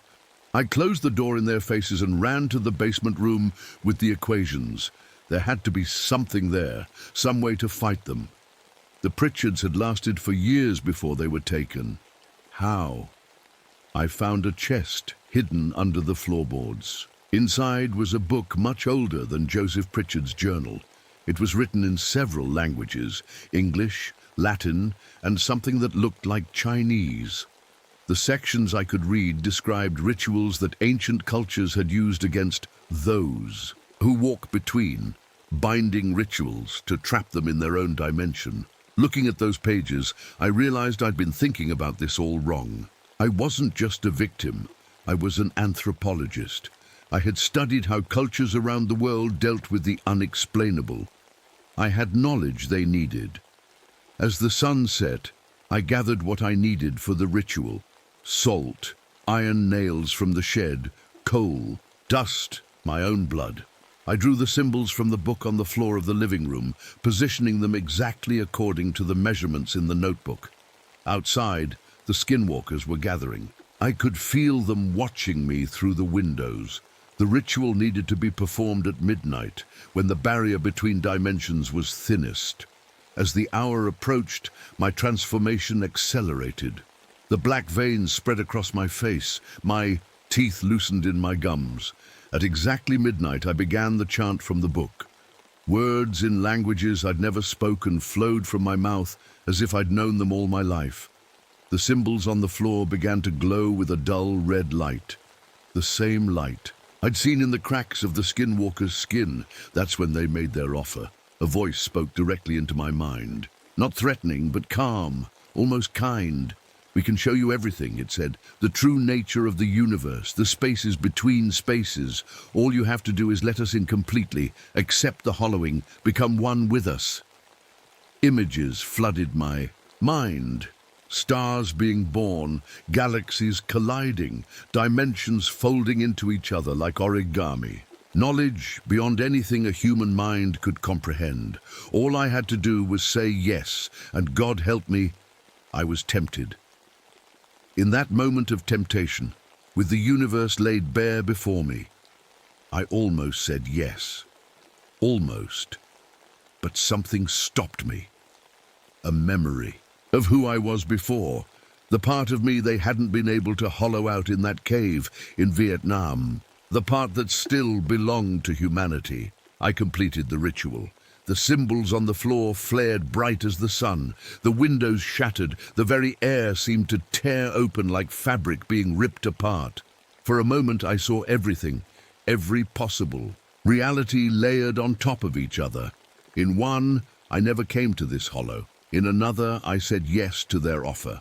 In thousands more, other versions of me made different choices, lived different lives. The skinwalkers screamed, not with their mouths, but with their minds. The sound cut through my brain like a knife. Then everything exploded. When I woke up, the house was intact, but changed. The walls were covered in a thin layer of shimmering black material that looked like coal but wasn't. The air felt thicker, heavier. I got up, feeling strange. My body moved differently, like I wasn't fully connected to it anymore. I caught my reflection in a window. My eyes were black pools. My skin had the same cracked appearance as the skinwalkers, with red light glowing from the cracks. When I opened my mouth, there was nothing inside, just empty darkness. The ritual hadn't stopped. Them. It had completed what they started. My organs had been replaced one by one with something else, something made of coal and crystal and materials that don't exist in our dimension. My body was now just a shell, a vessel for whatever they had put inside me, but my mind was still partly my own. I could feel their thoughts now, their memories, stretching back to the beginning of time. They weren't evil, not really, just different. Ancient, patient, they had been here since the earth formed. The coal seams that humans mined were actually their hibernation chambers, where they slept for millions of years. When humans started mining, we woke them up. They showed me the network, thousands of hollowed humans throughout history, all connected, all serving as gateways between dimensions. I was just the newest addition. They gave me a new name, a mathematical equation that described my function in their plan. I can't write it here. Human language doesn't have the symbols. I felt my consciousness being stored, archived like a file, on a computer. The original Jonathan Miller was tucked away, kept intact, but separate from the hollow thing that now wore his skin. I could see radio waves in the air now, feel radiation from the sun as a physical touch on my skin. Time had become a dimension I could step into and out of like a room. After 3 days of adjustment, they told me my purpose. The hollow was just the beginning. There was a new weak point forming in the dimensional barrier, a suburban housing, development being built near Pittsburgh, on land that used to be a coal mine. They needed me there. My human appearance would let me move among people without causing panic. I would prepare the way as I packed a bag with my few remaining possessions. Props, really, since I no longer needed human things.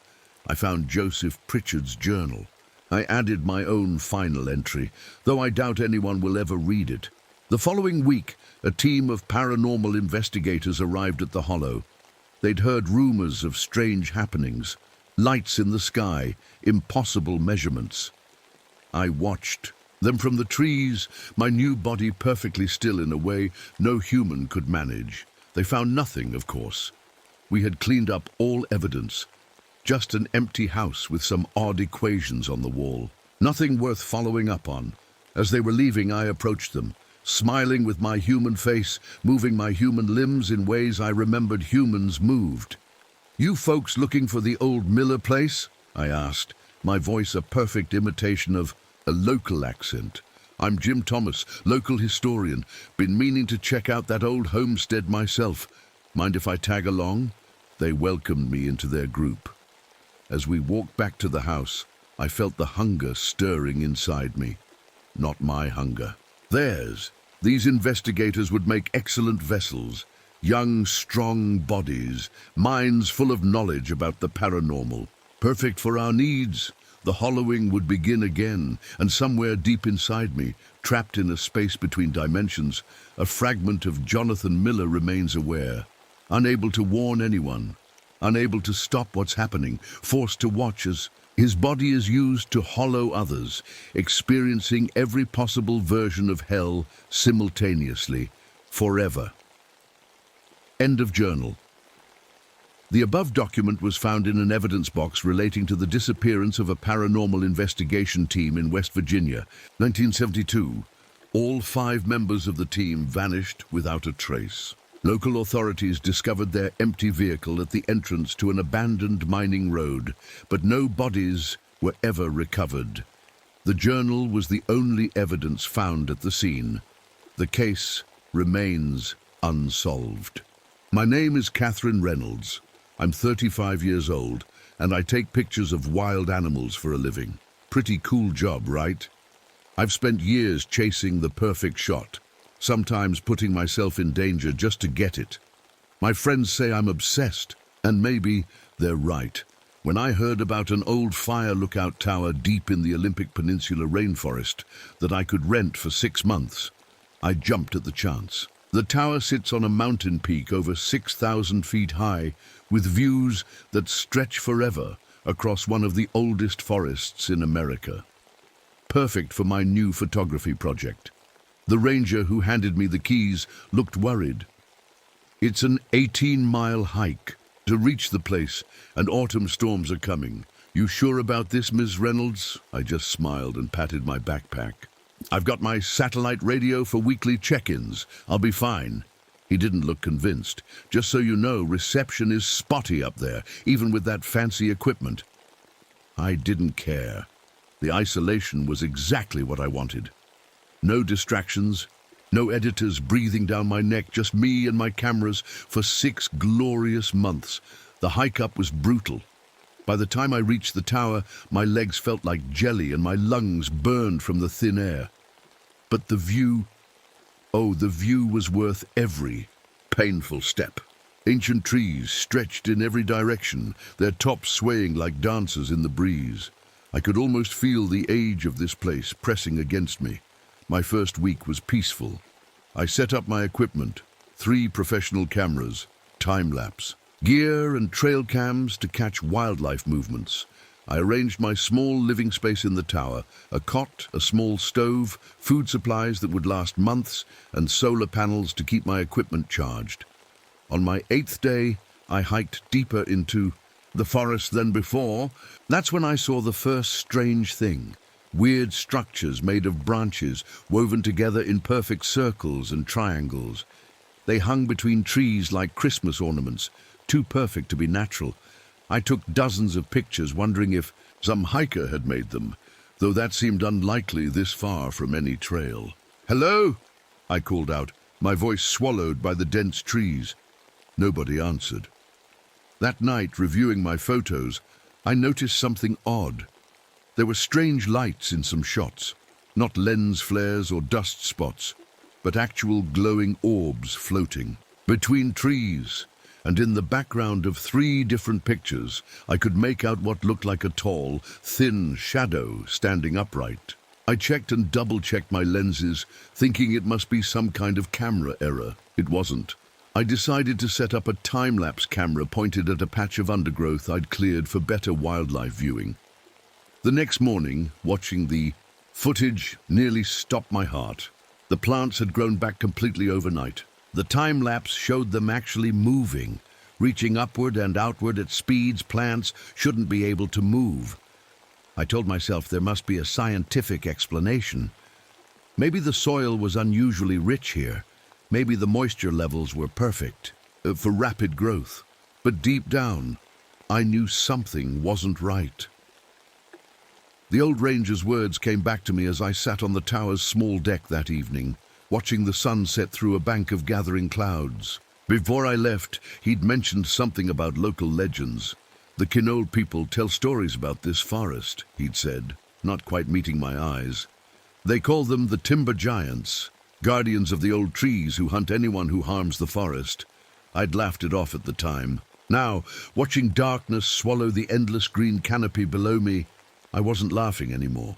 The wind picked up, whistling through the tower's old wooden beams. It almost sounded like whispers, like voices trying to tell me something I couldn't quite understand. I went inside, locked the hatch door, and tried to convince myself it was just my imagination running wild. Just the isolation getting to me after only a week. But as I drifted off to sleep that night, I could have sworn I heard footsteps on the stairs leading up to my tower. Heavy, deliberate steps that didn't sound human at all. I woke up with a start, my heart pounding in my chest. The dream had felt so real. Dozens of eyes watching me from between the trees, blinking slowly in the darkness. I rubbed my face and tried to shake it off. Just a bad dream, that's all. Then I saw them. Muddy footprints on the wooden floor of my tower. They started near the hatch door and went in a circle around my sleeping bag. I froze, staring at them. They weren't human footprints, too big, oddly shaped, with what looked like root patterns instead of toes. I checked the hatch door, still locked from the inside just as I'd left it. I checked the windows, all closed. How did someone or something get in? My hands shook as I made my morning coffee. I was alone, miles from anyone who could help me. I told myself to be logical. Maybe I'd tracked in the mud myself and forgotten about it. Maybe the strange shape was just from my boots. I took pictures of the footprints before cleaning them up, needing to convince myself later that I hadn't imagined them. While sorting through my equipment that afternoon, I found something tucked between my camera bags, old yellowing pages torn from a journal. The handwriting was shaky. The ink faded. It was dated June 1954, from a Forest Service worker who had stayed in this same tower. Day 47. They're getting closer. The tree men. I see them standing at the forest edge just before dawn. They look like men until they move. Then you can see they're not men at all. They mimic our shape, but there's something else entirely. I dropped the pages like they'd burned me. How did they get in my stuff? I hadn't seen them when I unpacked. That night, a huge storm rolled in. Rain lashed against the windows and thunder shook the entire tower. I sat huddled in my sleeping bag, jumping at every noise. During one bright flash of lightning, I looked out the window and saw it, a massive shape moving between the trees. It had to be at least 15 feet tall, walking upright on 2 legs, but its outline wasn't human. Its head seemed to branch out like a tree crown. I grabbed my camera and tried to take a picture, but the lightning was gone and all I could see was darkness and rain. The next morning, I radioed for my monthly supply drop. The helicopter was scheduled to come in 3 days, and I gathered all my film and evidence to send back. I needed someone else to see what I'd seen, to tell me I wasn't going crazy. But then I got the bad news over the radio. Sorry, Ms. Reynolds, massive storm system moving in, biggest in a decade. We can't fly in those conditions. Might be weeks before we can reach you. My stomach dropped. Weeks? But I need... Just sit tight, the voice crackled through static. You've got supplies. We'll come as soon as it's safe. The radio went dead. I tried calling back, but got nothing but static. That afternoon, the sky turned a sickly green color. The clouds moved in patterns I'd never seen before, swirling and twisting like they were alive.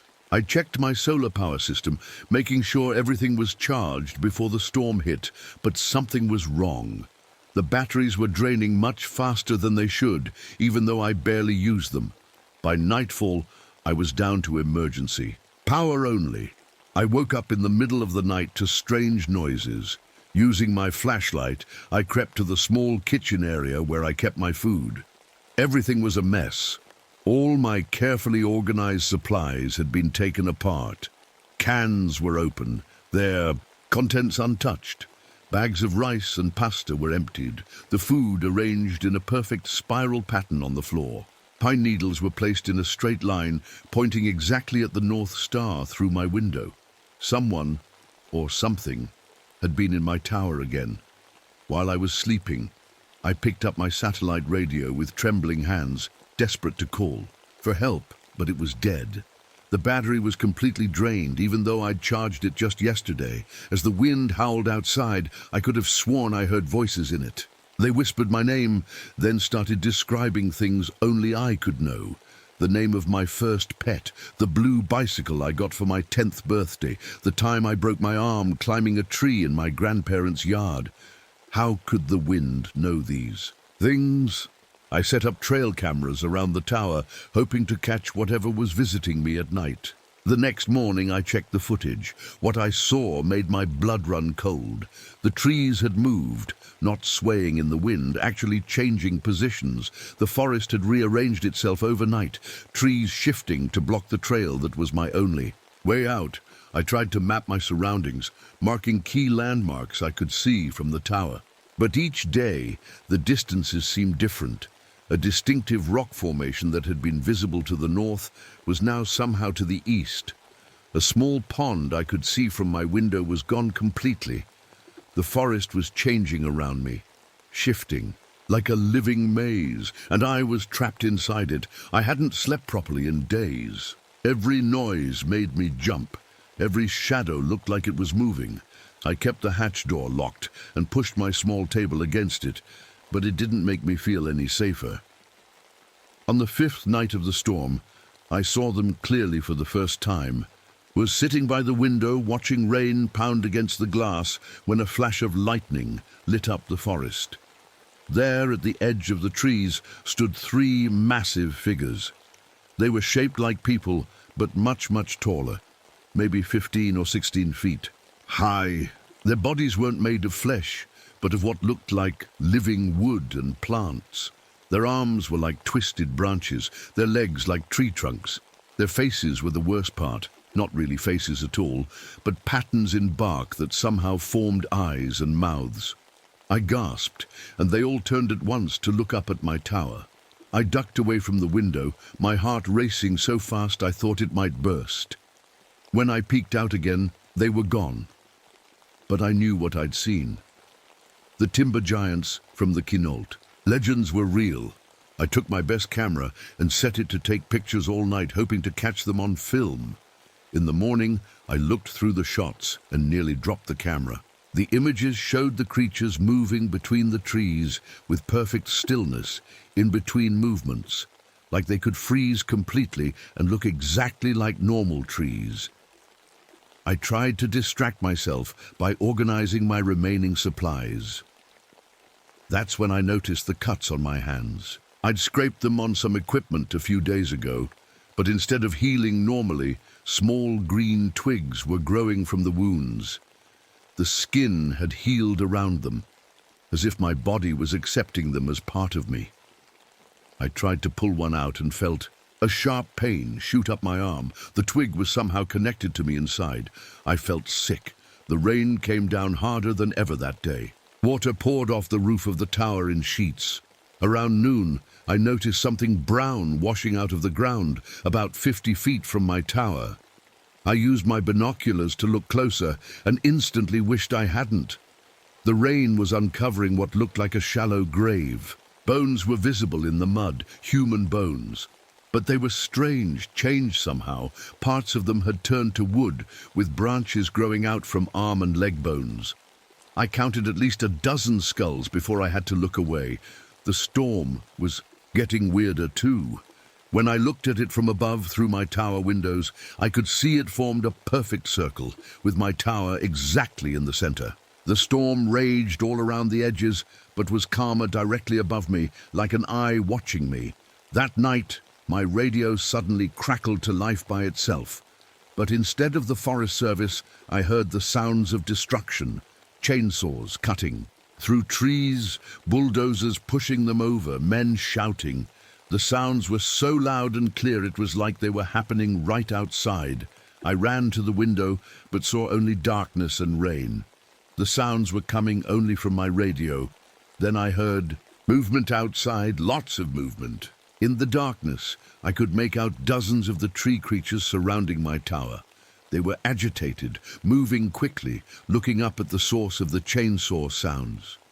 "It's not me!" I screamed, but they couldn't hear me through the glass and howling wind. Or maybe they just didn't care. One of them approached the base of my tower and placed a hand-like branch against the support beam. The whole structure shook. Another joined it, then another. They could tear down my tower if they wanted to. In desperation, I unplugged the radio. The chainsaw sounds stopped immediately. The creatures outside went still, then slowly backed away into the trees. I sank to the floor, shaking all over. That's when I noticed something strange about my arms. The veins under my skin looked greenish in the dim light. When I pressed one, I felt a thick liquid moving through it. Not quite blood anymore. It was turning greenish, like it had chlorophyll in it, the stuff that makes plants green. I rolled up my sleeves and saw tiny branches growing along my veins, visible just beneath the skin. They didn't hurt. In fact, I couldn't really feel my arms much at all anymore. I should have been terrified, and part of me was. But another part, a growing part, felt strangely calm about it, like it was supposed to happen. That night, I had a dream that felt more real than reality. I was underground, moving through a vast network of tree roots and fungus. I could feel water being pulled up from deep in the earth, nutrients being passed from plant to plant through invisible connections. I woke up understanding things I shouldn't have known. That the forest wasn't just a bunch of separate trees. It was one huge living thing, connected underground. And the tree creatures weren't monsters exactly. They were more like antibodies. The forest's way of protecting itself, and somehow I was becoming part of it too. I had to get out. No matter what was happening to my body, I had to try to reach civilization before it was too late. The rain let up a little the next morning. I packed a small bag with water, food, and my camera with all the evidence I'd collected. I put on my raincoat, took a deep breath, and climbed down from the tower. The forest felt different now, quieter, like it was watching me. The air smelled sweeter, richer somehow. I could pick out scents I'd never noticed before. The different types of moss, the minerals in the soil, the sap running through the trees. I found the trail and started hiking. According to my map, if I followed it east for 18 miles, I'd reach the ranger station. I walked for what felt like hours, keeping my eyes on my compass to make sure I was going the right way. But something was wrong. The landmarks I passed started to look familiar. Too familiar. I came around a bend in the trail and saw my tower. In the distance, somehow I'd walked in a complete circle. I tried again, this time going west. Same result. No matter which direction I went, the trail twisted and turned until it brought me right back to where I started. I sat on a fallen log and tried not to panic. That's when I noticed something strange about one of the oldest trees nearby. It gave off a feeling, not a sound or a smell, but a kind of pull. I walked over to it and put my hand on its massive trunk. The world shifted. Suddenly, I was seeing the forest around me speed up, like watching a movie on fast forward. I saw seasons change in minutes. Leaves growing, changing color, falling, growing again. I saw animals darting between trees in blurs of movement. I saw the tree I was touching grow taller, its branches reaching higher. I yanked my hand away, and time went back to normal. The whole experience had lasted maybe 30 seconds, but the position of the sun told me hours had passed. These trees could bend time itself. I stumbled back to my tower, feeling more tired than I'd ever been. I hadn't slept properly in days. My mind felt foggy, disconnected.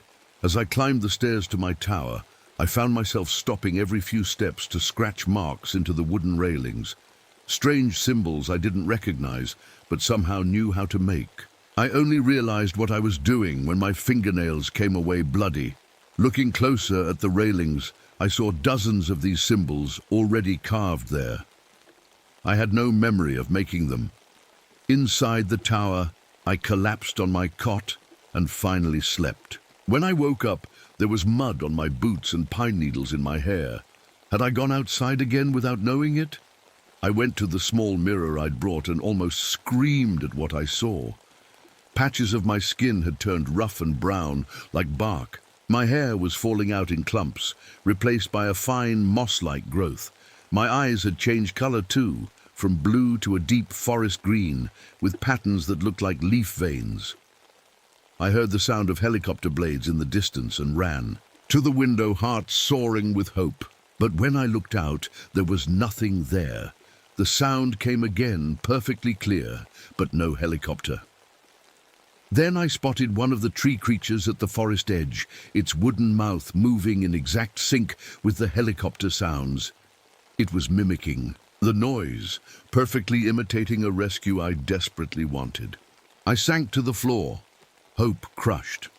That night, while sorting through my belongings, I found photographs I didn't remember taking. Self-portraits showing my face and body over the past weeks. They clearly showed the transformation had been happening. Since I arrived, in the earliest pictures, my skin already had a greenish tint. In each following photo, I looked less human, more plant-like. How had I not noticed? How had I taken these pictures without remembering? As I flipped through them, something shifted in my mind. It was like a door opening to a room that had always been there, but I'd never seen. Suddenly, I was aware of the entire forest around me, every tree, every plant, every drop of water moving through soil. I could feel animals walking on roots hundreds of feet away. I could sense the ancient network of fungus connecting everything underground, the wood wide web, scientists call it. And I could feel the thoughts of the forest itself. Not words exactly, but feelings, intentions, memories stretching back thousands of years. It knew me. It had been watching me since before I arrived. It had chosen me. The forest showed me the truth. The tree creatures had once been human. They were shamans who had chosen to transform centuries ago to protect the forest from destruction. They had given up their human forms willingly, becoming guardians of the ancient consciousness that lived in these woods. And now the forest was offering me the same choice. Join us, it seemed to say without words. Become part of something greater than yourself. Or fight us and lose everything, even your mind. I sat there for a long time, feeling the branches under my skin growing thicker, feeling my thoughts becoming less human, more connected to the vast awareness around me. Part of me was terrified, but another part, the part that was already changing, felt a peace I'd never known before. I tried to fight it, I really did. I took my camera and all my undeveloped film and buried them under a large rock near the tower. Someone might find them someday. Someone might understand what happened to me. As I covered the camera with dirt, my fingers looked barely human anymore. The nails had fallen off, replaced by hardened bark. Small roots grew from my fingertips, trying to dig into the soil on their own. I stumbled back to the tower for the last time. My clothes didn't fit right anymore. My body was changing shape, growing taller, thinner in some places, thicker in others. Branches pushed out from my shoulders and back, breaking through skin that healed instantly around them, becoming part of this new form. I tried to hold on to memories of my human life. My parents' faces, my first camera, the taste of ice cream on a hot day. But they felt distant, like someone else's memories. That night, the forest consciousness reached out to me stronger than ever before. This time, I didn't fight it. I let it in. For one incredible moment, I saw everything. I experienced the forest's ancient memories. The first trees growing here after the last ice age, the arrival of the first humans, the cycles of growth and rest over thousands of years. I felt the pain when parts of the forest were cut down. The slow healing afterward.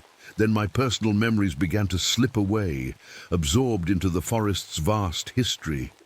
My human identity started to dissolve, preserved like rings in a tree trunk, but no longer active, no longer mine. I tried one last time to hold on to who I was, Catherine Reynolds, photographer, human. But the words meant less and less as my nervous system fused with the network of roots and fungi connecting the trees. My body completed its transformation. Skin turned fully to bark, blood to sap, bones to hardwood. My limbs elongated, fingers spreading into branches. My face shifted, features rearranging into patterns in the wood that only looked human-like from certain angles. I wasn't me anymore. I was part of the forest mind now, just one awareness node in a vast intelligence. The forest gave me a new purpose, a new name I can't translate into human words. I became a watcher, a guardian of the boundary where humans come too close. When winter came, my consciousness retreated underground with the forest mind, dormant but not gone, flowing through the fungal network beneath the snow. In spring, I awoke with new strength.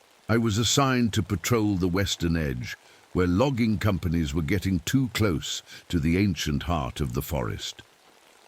3 months after my transformation was complete, a Forest Service team arrived at my tower. They found it empty, no body, no signs of struggle, just abandoned equipment and strange carvings on the walls. They called for backup, set up camp, began to search. I watched them from the trees. I felt the forest mind assess them, judge the threat they posed. I stood perfectly still, looking like just another tree until they passed by, never noticing me even when they brushed against my branches. The forest decided they weren't a danger. They were just looking for the missing woman. They would leave soon. But as I watched them, something stirred deep inside the wooden shell that had been my body. A tiny piece of Catherine Reynolds still existed, trapped inside this guardian form. That fragment of my human consciousness was still aware, still watching, still screaming silently. That small part of me realized the horrible truth. I would live forever like this. The forest entities didn't die of old age. The guardians had been here for centuries and would remain for centuries more. I would experience eternity as both observer and enforcer.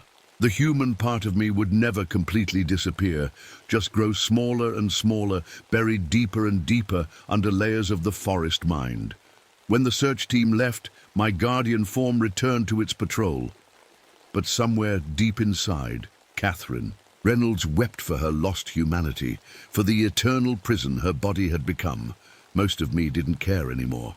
Most of me was the forest now, ancient and patient and utterly inhuman. But that tiny human spark remains, trapped and aware, feeling the seasons change year after year after year, a splinter of humanity embedded in a being that will outlive nations. Sometimes when hikers pass through my territory, I want to warn them, run, leave this place. Don't end up like me, but my wooden mouth can only make sounds like branches creaking in the wind.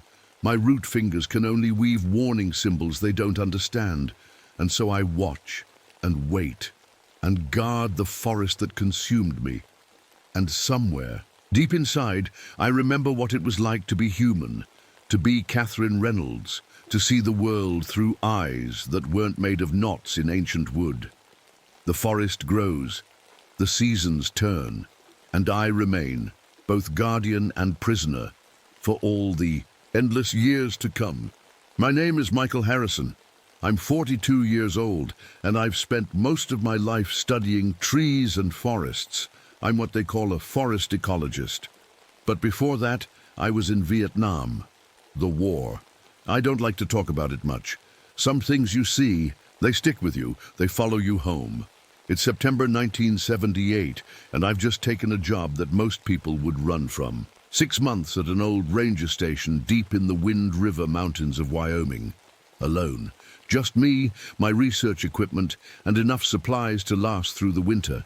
The Forest Service guy who dropped me off looked worried. Last radio check-in is scheduled for Friday at noon, he said, handing me a set of keys. After the snow comes, you're on your own till spring thaw. Town's 87 miles east. No phone lines up here. I nodded, watching his truck disappear down the dirt road. I liked the quiet already. After Vietnam, I don't do well with people anymore. Too jumpy. Too many memories that pop up when I hear sudden noises. The ranger station was simple. 2 bedrooms, a kitchen, living area, a small office, and a storage room packed with equipment. The place smelled like pine and dust, like it had been empty for years instead of months. I unpacked my things, including the little orange bottle of pills my doctor prescribed. I hate them, but I need them. They keep the bad dreams away and help me focus when my mind wants to drift back to the jungle. Sometimes they make me see things that aren't really there, but I've gotten good at telling what's real and what's not. That night, I sat on the porch and watched the stars. You've never seen stars like Wyoming stars. So bright and close, you feel like you could reach up and grab them. The mountains around me were black shadows against the night sky, and the forest was so quiet it almost hurt my ears. I pulled out my research notes and began planning tomorrow's work. 6 months to study forest recovery patterns. Just me, the trees and the quiet, but the quiet didn't last long. My 3rd day there, an old Shoshone man named Joseph showed up. He was the caretaker for some hunting cabins a few miles away. When I offered him coffee, he sat at my kitchen table and studied me. "You shouldn't stay here once the deep snow comes," he said, his hands wrapped around the mug. "That's exactly why I'm here," I answered. "Need to study the forest in winter conditions." Joseph shook his head slowly. "These mountains have stories, old stories. I've heard plenty of local legends in my work, usually just ways to explain natural phenomena people didn't understand. But something in his voice made me ask, what kind of stories?" His dark eyes locked onto mine. "The Hollow Walkers. They come from the caves when the moon cycle's right. They hunt." "Hunt what?" I asked, though I already knew the answer. "Whatever is available," he said, standing up. "Usually that means whoever is foolish enough to be alone up here." He left soon after, and I tried to laugh it off. Just another local legend meant to scare outsiders. I've heard similar stories from the Montagnard people in Vietnam. Every forest has its monsters, but that night, as the wind whispered through the pine trees and the darkness pressed against my windows, I doubled my usual dose of pills and kept the lights on until dawn. I told myself it was just my old war nerves, acting up in a new place. But deep down, I felt something I hadn't felt since my last firefight in Vietnam. I was being watched. A week passed, then 2. I settled into a routine. Wake up, check equipment, take notes on the forest, eat, sleep, repeat. The work kept my mind busy. The pills kept the bad dreams away, most of them anyway. Then the first snow came, just a light dusting at first, enough to cover the ground like a thin white blanket. I woke up early that morning, excited to record the first snowfall data. That's when I saw them. Tracks in the fresh snow, not deer tracks, not bear tracks. These were different. They looked almost human, like someone had walked barefoot around my cabin, but they were too long, with toes that stretched out like fingers, and there were 6 of them on each foot. I followed the tracks, my breath making. Little clouds in the cold air. They went in a straight line to the old mine shaft about a quarter-mile from my station. The entrance was a dark hole in the hillside, half hidden by fallen rocks and overgrown bushes. The tracks went in. None came out. I stood there for a long time, staring at that black hole. Something inside me, some old instinct from the war, was screaming at me to run, but the scientist in me wanted answers. In the end, I did neither. I went back to the station, marked the location in my notebook, and tried to forget about it. Probably just an animal with a foot deformity, maybe a bear with injured paws. There had to be a normal explanation. There always is, right? Friday came, and with it, my scheduled radio check-in with the Forest Service. I set up the radio at exactly noon, turned it on, and nothing, just static. I checked the connections, the power supply, everything. The radio was nearly new. It shouldn't have any problems. But when I opened the back panel, I found something impossible. The internal components were melted. Not burned, but melted. Like something had heated them from the inside out. Like they'd been cooked by a microwave or something. "That's not possible," I said out loud, my voice sounding small in the empty station. I tried to fix it, but there was nothing to fix. I'd need a completely new radio, and the nearest one was 87 miles away in town. With the snow starting, that might as well be on the moon. I was truly alone now. The next 3 days brought more snow and something else. Silence. Not the normal quiet of the forest, but a complete, total silence. No birds, no squirrels, no sounds of deer moving through the underbrush. The forest was empty. I checked my usual observation spots, the clearing where a family of deer usually grazed, the pine trees where the woodpeckers lived, the stream where I'd see beavers working. Nothing. Not a single living creature. They'd all gone. Or been taken. That's when the time slip started. I'd be sitting at my desk, writing notes, and suddenly find myself standing by the window with no memory of getting up.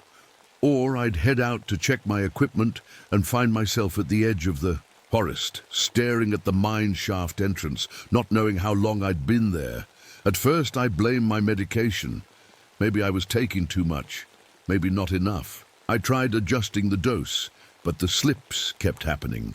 Then I found the journal. I was looking for extra blankets in one of the storage closets when I found a metal box pushed far back on the top shelf. Inside was a leather-bound journal, the pages yellow with age. The name inside read, Thomas Erickson, Forest Ranger, 1943-1944. I read it that night by lamplight as the snow fell outside. Most entries were normal. Weather reports, wildlife sightings, maintenance logs, but the entries from late November took a dark turn. Nov 28th, 1943. Saw them again tonight. Tall things with too many joints standing at the tree line. They don't move like animals. They don't move like anything I've ever seen. Deck 2. They're getting closer each night. I don't think they're human. Deck 5. They want in. God help me, I think they want in. The final entry was just one line. They walk inside you first. I closed the journal, my hands shaking. Not from fear, I told myself, from the cold. It was getting colder every day, but deep down, I knew. The forest wasn't empty because the animals had left. They had been taken, and whatever had taken them was still here, watching me from the tree line, waiting. That night, a storm blew in. Not just any storm, the kind of blizzard that makes you wonder if the world is ending. The wind screamed around the station like it was alive and angry. Snow fell so thick I couldn't see the trees just 20 feet away. I woke up around midnight, feeling like someone had called my name. The storm was at its worst, rattling the windows, finding every tiny crack in the walls to let the cold air in.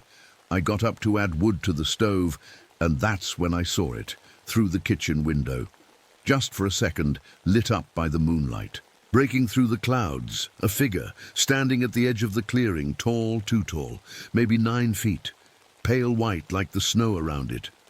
And its arms, they hung down almost to the ground with too many joints, bending in ways arms shouldn't bend. It moved like nothing I've ever seen, not walking exactly, but gliding, almost like stop-motion photography, jerky but smooth at the same time. Then, the clouds covered the moon again, and it was gone. I told myself it was the medication, or the storm playing tricks, or my eyes seeing things in the swirling snow. But I knew what I'd seen was real. I didn't sleep the rest of that night. The storm lasted 3 days. When it finally stopped, the snow was piled almost to the windows. I'd been keeping the stove going non-stop, but the station was still cold enough to see my breath. Looking out at all that snow, I suddenly felt trapped, caged. I needed to get out, even just for a little while. I decided to try hiking to Joseph's cabins. It was risky with all the snow, but I had snowshoes and good cold weather gear. And I needed to talk to someone, anyone, about what was happening. I packed a day bag, strapped on the snowshoes, and headed out. The snow was deep but passable. The sky was clear blue, the sun bright on all that white. For the first time in days, I felt almost normal. I hiked for 3 hours, following the trail I knew would lead to the cabins, but something was wrong. According to my map and compass, I should have gotten there by now. I kept going for another hour, sure I'd missed a turn, somewhere. Then I saw it through the trees, the roof of a building. Relief washed over me. I'd made it. But as I got closer, my heart sank. It wasn't Joseph's cabin. It was my ranger station. Somehow, I'd walked in a giant circle, even though I'd followed. A straight path according to my compass. I checked the compass again. It was spinning wildly, the needle whirling around like it couldn't find north.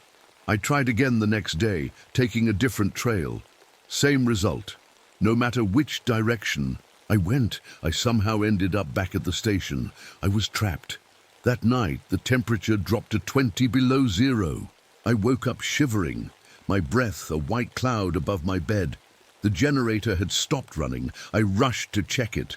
Nothing wrong that I could see, but it wouldn't start, no matter what I tried. Same as the radio. Something inside had melted, like it had been cooked from within. Without the generator, I had no heat except the wood stove, no lights except lanterns and candles. And the wood pile, while big, wouldn't last forever. I was rationing my food already. With no resupply possible, I needed to make it stretch. But when I went to check the food storage room the next morning, I found the door torn open, not broken, torn. Like someone had grabbed the solid oak door and ripped it apart with their bare hands. Inside, my food supplies were destroyed. Cans, crushed and empty. Bags ripped open, their contents gone or scattered. Jars broken, not like animals had gotten to it. Animals make a mess, but they don't systematically destroy everything. This was deliberate, methodical, like someone wanted to make sure I had nothing left. That's when I started hearing the whispers. At first, just at night, soft voices coming from inside the walls, telling me things about myself, things nobody could know. Michael Harrison, age 7, fell from the apple tree behind your house, broke your arm in 2 places. You never told your mother how it really happened. You let her blame your friend Tommy. Michael Harrison, age 13, you stole money from your father's wallet to buy a magazine with pictures of naked women. You buried it in the woods when you were done. It's still there. Michael Harrison, age 19, you lied about your age to join the army. You wanted to prove you were brave. You weren't brave in Vietnam. You were terrified. All night, every night. Whispers telling me my own secrets, and every morning I'd find them. Teeth. Human teeth arranged in perfect circles on the porch. Not just a few, dozens, hundreds. Too many to have come from just one person. I started avoiding certain rooms in the station. The bathroom where the mirror showed a face that wasn't quite mine anymore. The spare bedroom which seemed bigger somehow. Bigger on the inside than it was on the outside. The whole station felt wrong. Hallways stretched longer than they should. Doors opened to rooms that hadn't been there before.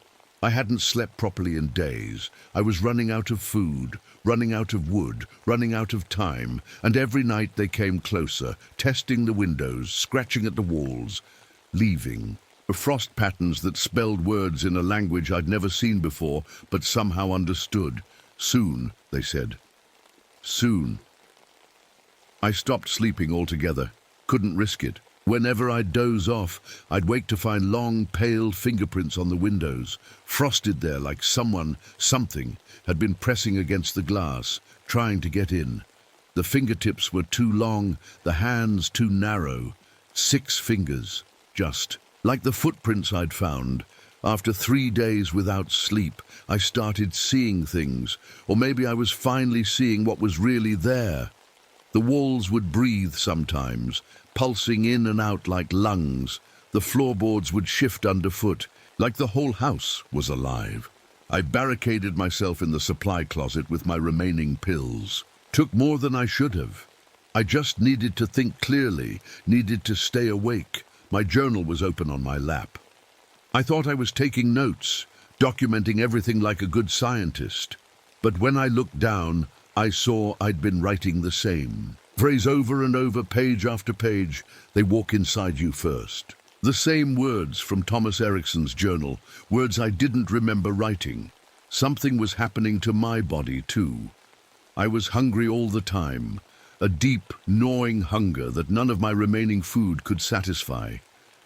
I caught myself chewing on leather, on wood, on anything I could find. My fingernails turned yellow and brittle. When I brushed my hair, it came out in clumps. My skin felt too tight, like I was growing, but my skin wasn't keeping up. I couldn't stay in the closet forever. After what? Felt like days. I forced myself to come out.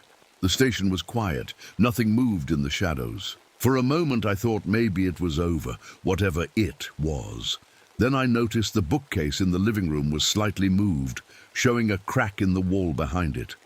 I pushed the bookcase aside.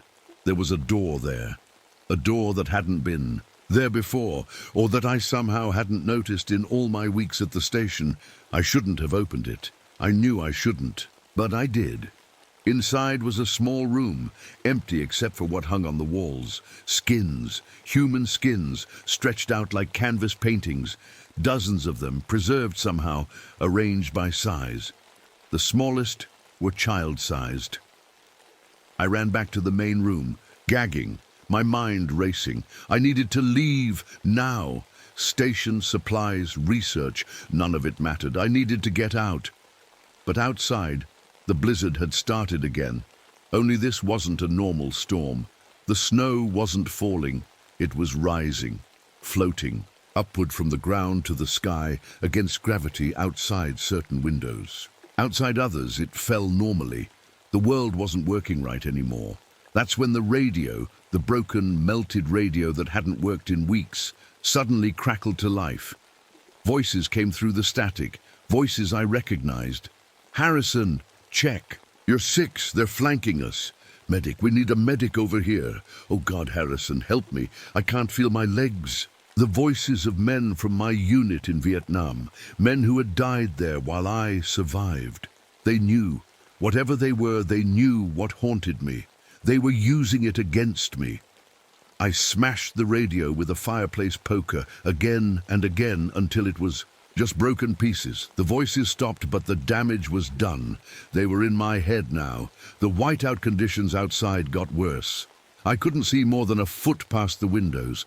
The station creaked and groaned around me like it was being crushed by some enormous weight, and then they came in. I didn't see them enter. There was no broken window, no open door. They were just suddenly there, inside with me, 3 of them, 9 feet tall at least, so thin they looked starved. Their skin was pale, almost translucent. I could see blue veins underneath, pulsing. Slowly, their faces were almost human, but stretched. Too long, eyes too far apart, mouths too wide with too many teeth. Their arms and legs had extra joints, bending in impossible ways as they moved. They moved like someone had taken film of normal movement and cut out every other frame. Jerky but fluid, fast then slow, like they were flickering in and out of reality. I couldn't scream, couldn't move, could barely breathe. One of them came close to me, so close I could smell it, like old paper and frost and something metallic like blood. It reached out with those two long fingers and touched my face. Its touch was cold, so cold it burned. I felt my skin freezing under its fingertips.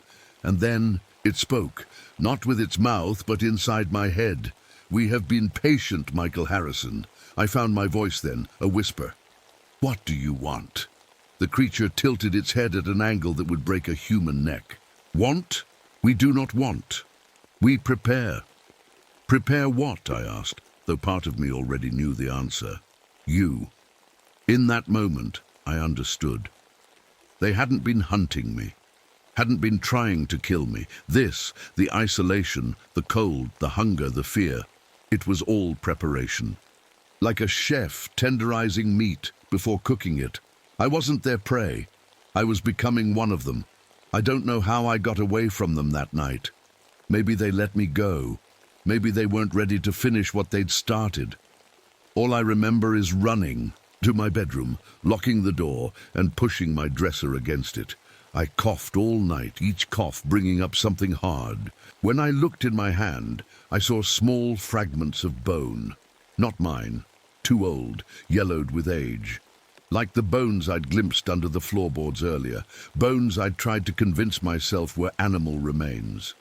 In the morning, they were gone. The creatures, not the bones. The bones were still scattered around me like tiny puzzle pieces. In desperation, I set fire to the station. It was a crazy move, but I wasn't thinking clearly anymore. I just needed to get out, and maybe the fire would keep those things away. I grabbed my coat, my knife, and what little food I had left, then ran out into the snow. The fire caught quickly. Soon the whole station was engulfed in flames, sending black smoke into the clear winter sky. Surely someone would see that, right? Someone would come. I trudged through the deep snow, heading downhill. I remembered from my training that if you get lost, go downhill. Follow water. Water leads to people. But after an hour of walking, I saw something through the trees that made my heart stop. Smoke, rising from a burning building. My burning building. Somehow I'd circled back again. But that wasn't possible. I'd walked in. A straight line downhill the whole way. I tried again and again. 4 different directions. Always ended up back at the burning station, which, strangely, never seemed to burn down. The flames kept eating at it, but the structure remained standing, blackened but intact. It was then that I truly understood. I was caught in something beyond normal reality. The rules of the physical world didn't apply here anymore. My mind started to break then. I felt it happening, felt the crack forming down the middle of my thoughts. Part of me was still Michael Harrison, forest ecologist, Vietnam veteran, a man with a past and memories and an identity. But another part was something else, something watching from inside me, looking out through my eyes, but seeing things differently. I could feel my body changing too. My joints ached constantly like they were coming loose. Once, reaching for a branch to steady myself, I found my arm extended further than it should have been able to. The shoulder had dislocated, but there was no pain, and it slipped back into place with a wet click when I willed it to. My hunger was unbearable now. I tried eating snow, tree bark, even leather from my boots. Nothing helped. Above me, I heard the distant thump, thump, thump of helicopter blades. Help! Someone had seen the fire after all. I rushed back to the burning station, waving my arms, screaming for help. But there was no helicopter. Just one of those things, standing at the tree line, its mouth moving in an imitation of the sound. They could mimic, they could trick. In desperation, I fled into the forest, away from the station, away from them. I ran until my lungs burned and my legs gave out. That's when I found the cave. It wasn't the mine shaft from before. This was a natural cave hidden behind a fallen tree. Inside, out of the snow and wind, I caught my breath as my eyes adjusted. To the dim light, I saw I wasn't alone. The walls of the cave were covered with photographs, newspaper clippings, ID cards. Forest rangers, hikers, hunters, faces from different eras, going back decades, all people who had been in these mountains, all people who had disappeared, all people who had become like them.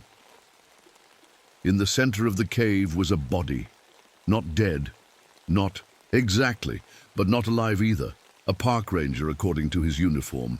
His body was stretched, elongated, joints bending at wrong angles. His skin was pale, turning translucent. His eyes were open but cloudy. He was mid-transformation, and beside him, preserved in the ice of the cave floor, was another body, fully human, dead, with a chunk of flesh missing from the thigh.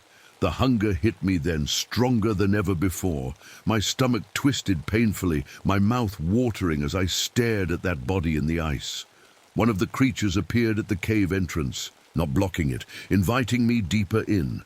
The pain can end, Michael Harrison, it said in my mind. The hunger can be satisfied. I knew what it wanted me to do. I knew what would happen if I did it. And I knew what would happen if I didn't.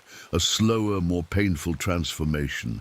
The hunger would only get worse until I gave in anyway. They were offering mercy in their way. Choose, it said. I'd like to say I resisted, that I fought against it with every fiber of my being, that I chose death over becoming one of them. But hunger changes you, pain changes you, fear changes you. I chose to end the pain. What happened next, I don't want to describe. Just know that once it was done, once I'd taken my first taste of human flesh, the change accelerated. My insides burned like I'd swallowed acid. I could feel my organs shifting, changing, becoming something else. For one brief, terrible moment, my mind cleared completely. I understood everything, what they were, what I was becoming, the ancient cycle that had been repeating in these mountains for centuries. The first peoples had known. That's why they avoided these peaks. That's why they told stories of the hollow. Walkers, not to frighten children, but to warn them. With the last of my human strength, I tried to warn others. I crawled back to what remained of the ranger station, my body bending in ways that should have been impossible, should have been painful. But I felt no pain now, just the hunger and the cold that was becoming comfortable. I found paper, a pen. My fingers were longer now, the joints loose and strange. Still, I managed to write warnings, explanations. I hid them throughout what was left of the station, under floorboards, inside walls, anywhere they might survive. Not that it would matter. They would find them. They always did.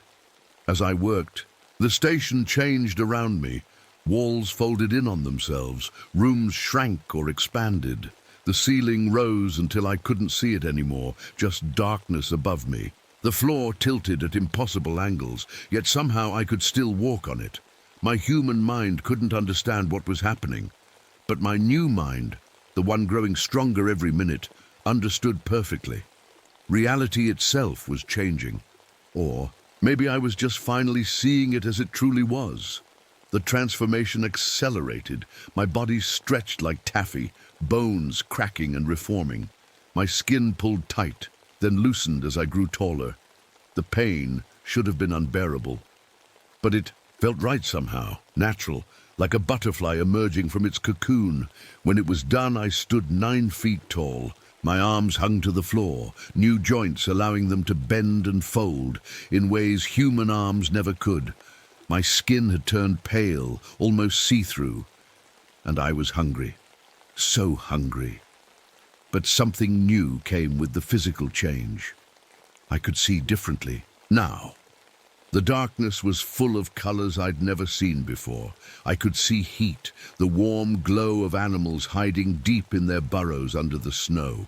I could smell emotions, the sharp tang of fear from a rabbit a mile away, the mellow sweetness of sleep from a hibernating bear, and I could hear heartbeats, dozens of them, miles away.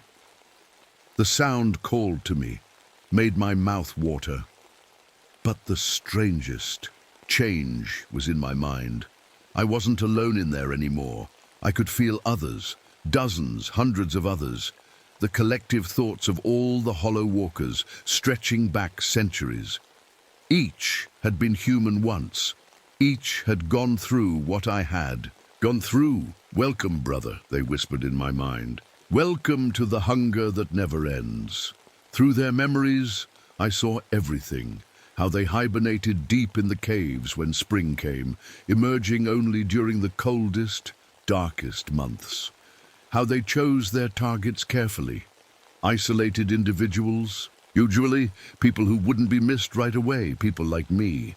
I saw the ritual that was about to come. Gathered in a circle in the deepest cave, they would take my human name from me, replacing it with sounds no human mouth could form. They would give me my hunting grounds, my territory. They would teach me to stalk, to lure, to feed. As winter ended, I felt the pull of sleep coming over me.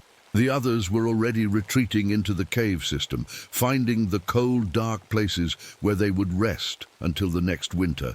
I followed, my new body moving easily through narrow passages that would have stopped me before. Down and down, we went into the earth. Before I slept, they showed me one last vision of the ranger station rebuilt by summer work crews who would find no trace of me or what had happened there. Of autumn coming again, leaves falling, snow beginning to dust the mountains, and of someone new arriving, a woman this time, another Forest Service employee, coming to study winter wildlife patterns. Coming to the same station I had come to, alone, isolated, perfect. My last human thought was a desperate hope that she would find my warnings, that she would leave before the first big snow, that she would escape what I had become, but my new self just smiled with too many teeth. The hunger would be back when I woke, and she would be waiting. Spring came and went, summer passed in the dark dreams of hibernation. Fall painted the mountains in fire colors and then faded to the white of early snow. Dr. Lisa Chen pulled her Forest Service truck up to the ranger station, excited for her 6-month assignment studying climate change effects on alpine ecology. She'd heard the station was remote, perfect for focusing on her research without distractions. The ranger, helping her unload, gave the mountains an uneasy look as the sun began to set. "You sure you want to stay out here alone all winter?" he asked. "These mountains have stories." "I'll be fine," she said, smiling. "I've got my satellite phone, my supplies. What's the worst that could happen?" As the ranger drove away, I watched. And from the tree line, my hunger had awakened with the first snow, pulling me from the deep cave where I had slept. My body moved in its new, strange way, flickering between the trees unseen. She didn't see me. Not yet. But soon she would. And somewhere deep inside me, a tiny part that still remembered being Michael Harrison screamed silently, trapped behind the hunger that now drove me, trapped in the knowledge of what I had become, but powerless to stop it. The cycle continues. The hunger remains. And in the Wind River Mountains of Wyoming, when the snow falls deep and the nights grow long, the Hollow Walkers still hunt. Just pray they don't hunt for you. My name is Thomas Blackwell. I'm 48 years old, and I guess you could call me a failed scientist. At least that's what they're saying about me now. After 20 years working on nuclear research for the government, they pushed me out, said my ideas were too risky, too extreme. But I know the truth. They were afraid of what I might discover. So here I am, driving my old truck down this dusty road that seems to go on forever. The map says I'm headed to my new property, an abandoned mining claim about 60 miles from the nearest small town and 112 miles from the Nevada nuclear test site. Perfect isolation, perfect quiet. Just what I need for my work. The truck bumps over rocks, and I wince as pain shoots through my chest. Another reminder of what those government suits don't know. I'm dying. The radiation exposure from years of inadequate protection protocols gave me cancer, terminal. The doctors say 6 months, maybe less. They don't understand that 6 months is all I need to prove everyone wrong. The cabin comes into view as I crest a small rise. It's not much. Wooden walls weathered grey by the sun, a crooked chimney and windows filmed with dust. Behind it, the dark mouth of the mine shaft opens into the hillside like a waiting throat. The whole place is surrounded by nothing but sand, scrub brush, and silence. Home, sweet home, I mutter, parking the truck. The air is hot and dry as I step out. My boots crunch on something that isn't quite sand. I kneel down, picking up a small, round object.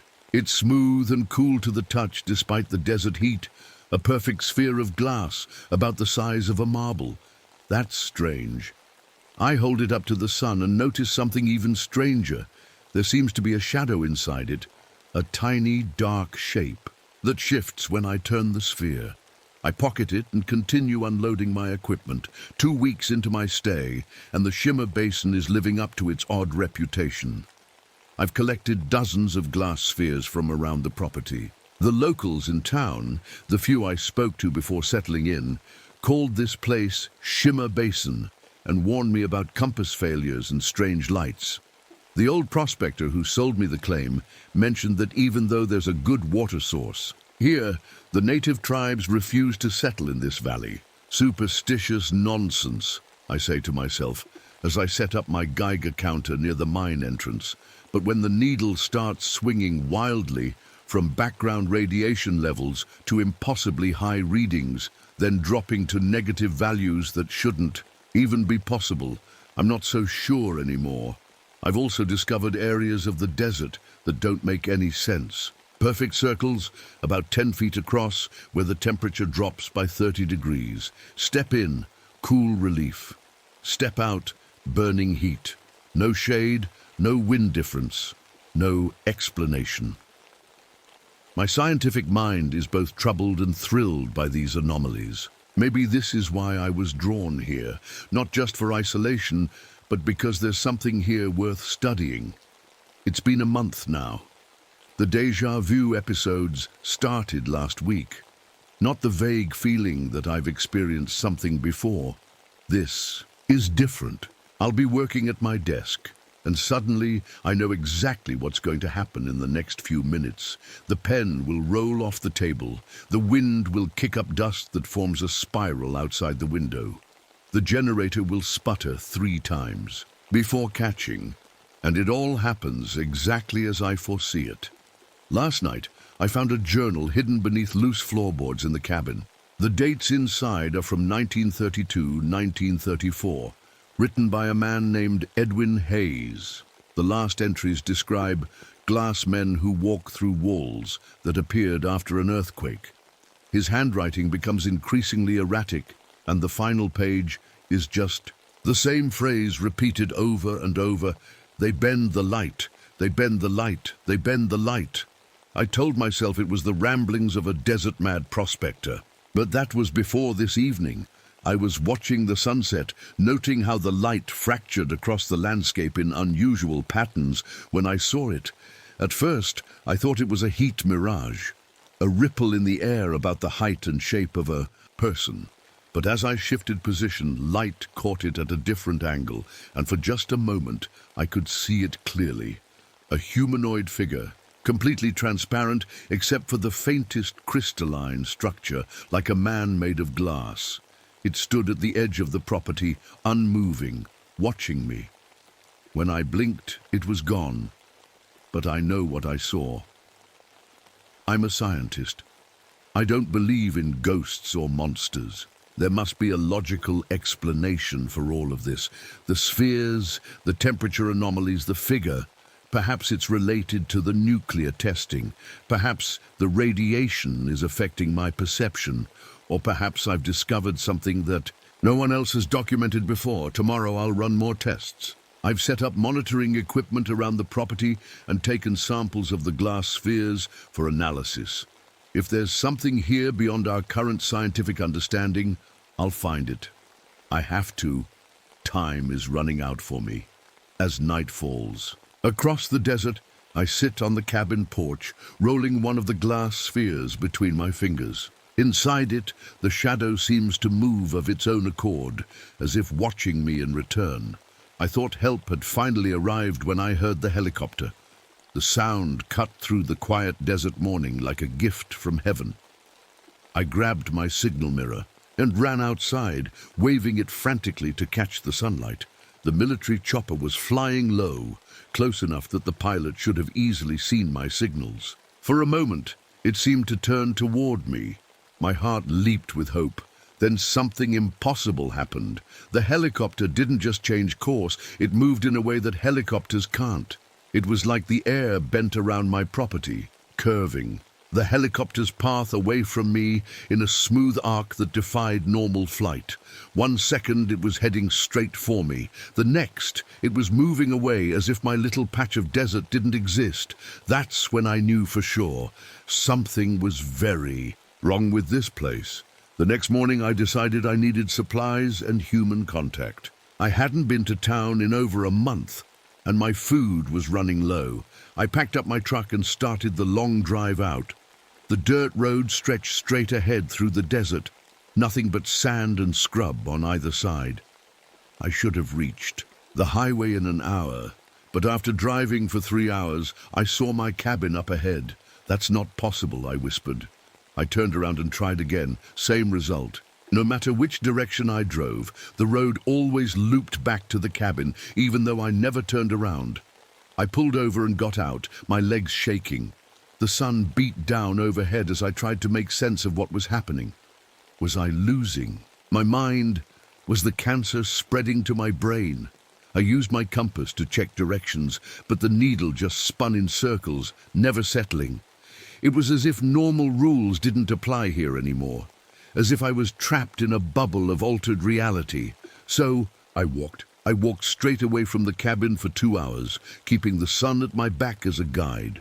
When I finally stopped to rest, I turned around and saw my cabin less than a quarter-mile behind me. Something wanted me here. Something wouldn't let me leave. That night, I tried the radio. It hadn't picked up any stations since I arrived, just static and occasional military chatter. But this time, voices came through clear as day. Stock market has crashed again, with the Dow dropping another 500 points following the president's announcement. I frowned. The market was stable when I'd left civilization. The station changed by itself, celebrating the grand opening of the Las Vegas space elevator, marking a new era in civilian space travel. Space elevator. That technology was decades away. Another shift. "Thomas, can you hear me? This is Dr. Rubin. The treatment is working. You need to wake up now. The cancer is responding to..." I dropped the radio like it had burned me. Dr. Rubin was my oncologist back in California. How could he be talking to me through this ancient radio? The stations kept changing, playing snippets of conversations, news from what sounded like the future, and sometimes, most disturbing of all, my own voice discussing research I'd never conducted. Water. We can live weeks without food, but only days without water. My supply began acting strange 3 days ago. At first, it looked normal coming from my tank, but in the cup, it would sometimes freeze solid despite the desert heat. Not as ice, but as something that looked like glass. Other times it would shimmer and shift into a state I've never seen before, neither solid, liquid, nor gas, but something that seemed to exist in multiple states at once. I tried boiling it, filtering it, even distilling it. Nothing worked. The water itself was changing at a molecular level. I've started collecting morning dew on plastic sheets. It's not much, but it's still behaving like normal water. For now. Last night I dreamed I won the Nobel Prize. It felt so real. The ceremony, the applause, the weight of the medal in my hand. I was being celebrated for discoveries in dimensional physics, for proving the existence of parallel realities that occasionally intersect with our own. When I woke up, my pillow was wet with tears. because for a few hours I wasn't dying in an isolated cabin. I was alive and successful and recognized for my work. But the dream didn't fade like dreams should. It stayed sharp in my mind, as vivid as a real memory. And now I can remember details of research I conducted in that other life. Equations and experiments I never actually performed, or did I? Sometimes I'm not sure anymore which memories are real. I found something truly impossible today. In the back of the mine shaft, there's a large chamber I hadn't fully explored. When I shined my light inside, the floor was covered in strange patterns made of sand. As I got closer, I realized the patterns weren't random. They were mathematical equations, complex formulas arranged with perfect precision. Some I recognized from my own work. Others were solutions to problems I'd been struggling with for years. The sand had been arranged with impossible precision. No footprints, no signs of how it had been placed. And the equations? They were answers to questions I'd only asked myself. Alone in this cabin, never written down. Something has been watching me. Something has been in my head. The cabin is changing. I first noticed when I couldn't find my coffee mug. I looked everywhere, then gave up and grabbed a different cup. When I turned around, my original mug was sitting right on the table, where I'd already looked 3 times. Then the hallway to my bedroom seemed longer one night, just by a few feet. But I know this cabin's dimensions by heart now. Yesterday, I opened a closet door and found a room that doesn't exist, a laboratory filled with equipment I've dreamed of owning but could never afford. When I blinked, it was just a closet again with my coats and boots. The walls seem to breathe sometimes. The windows sometimes show a different desert outside, one with strange rock formations I've never seen before. This place is unraveling. Or maybe it's my mind. Either way, I can't trust what I see anymore. I've seen them again, the glass people. But now I know they're not people at all. They move wrong, jerky, like stop-motion animation with missing frames. They appear at the corners of my vision, disappearing, when I try to look directly at them. But I've caught glimpses. Their bodies aren't solid, but made of intricate crystalline structures. Where we would have organs, they have geometric patterns that pulse with light. I've taken to calling them crawlers because of how they seem to crawl along the edges of reality, never fully here, but never fully gone either. Last night, 3 of them stood at the foot of my bed.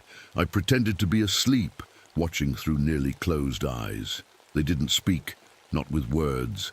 But I felt ideas pressing into my mind, concepts too big to fit into simple thoughts.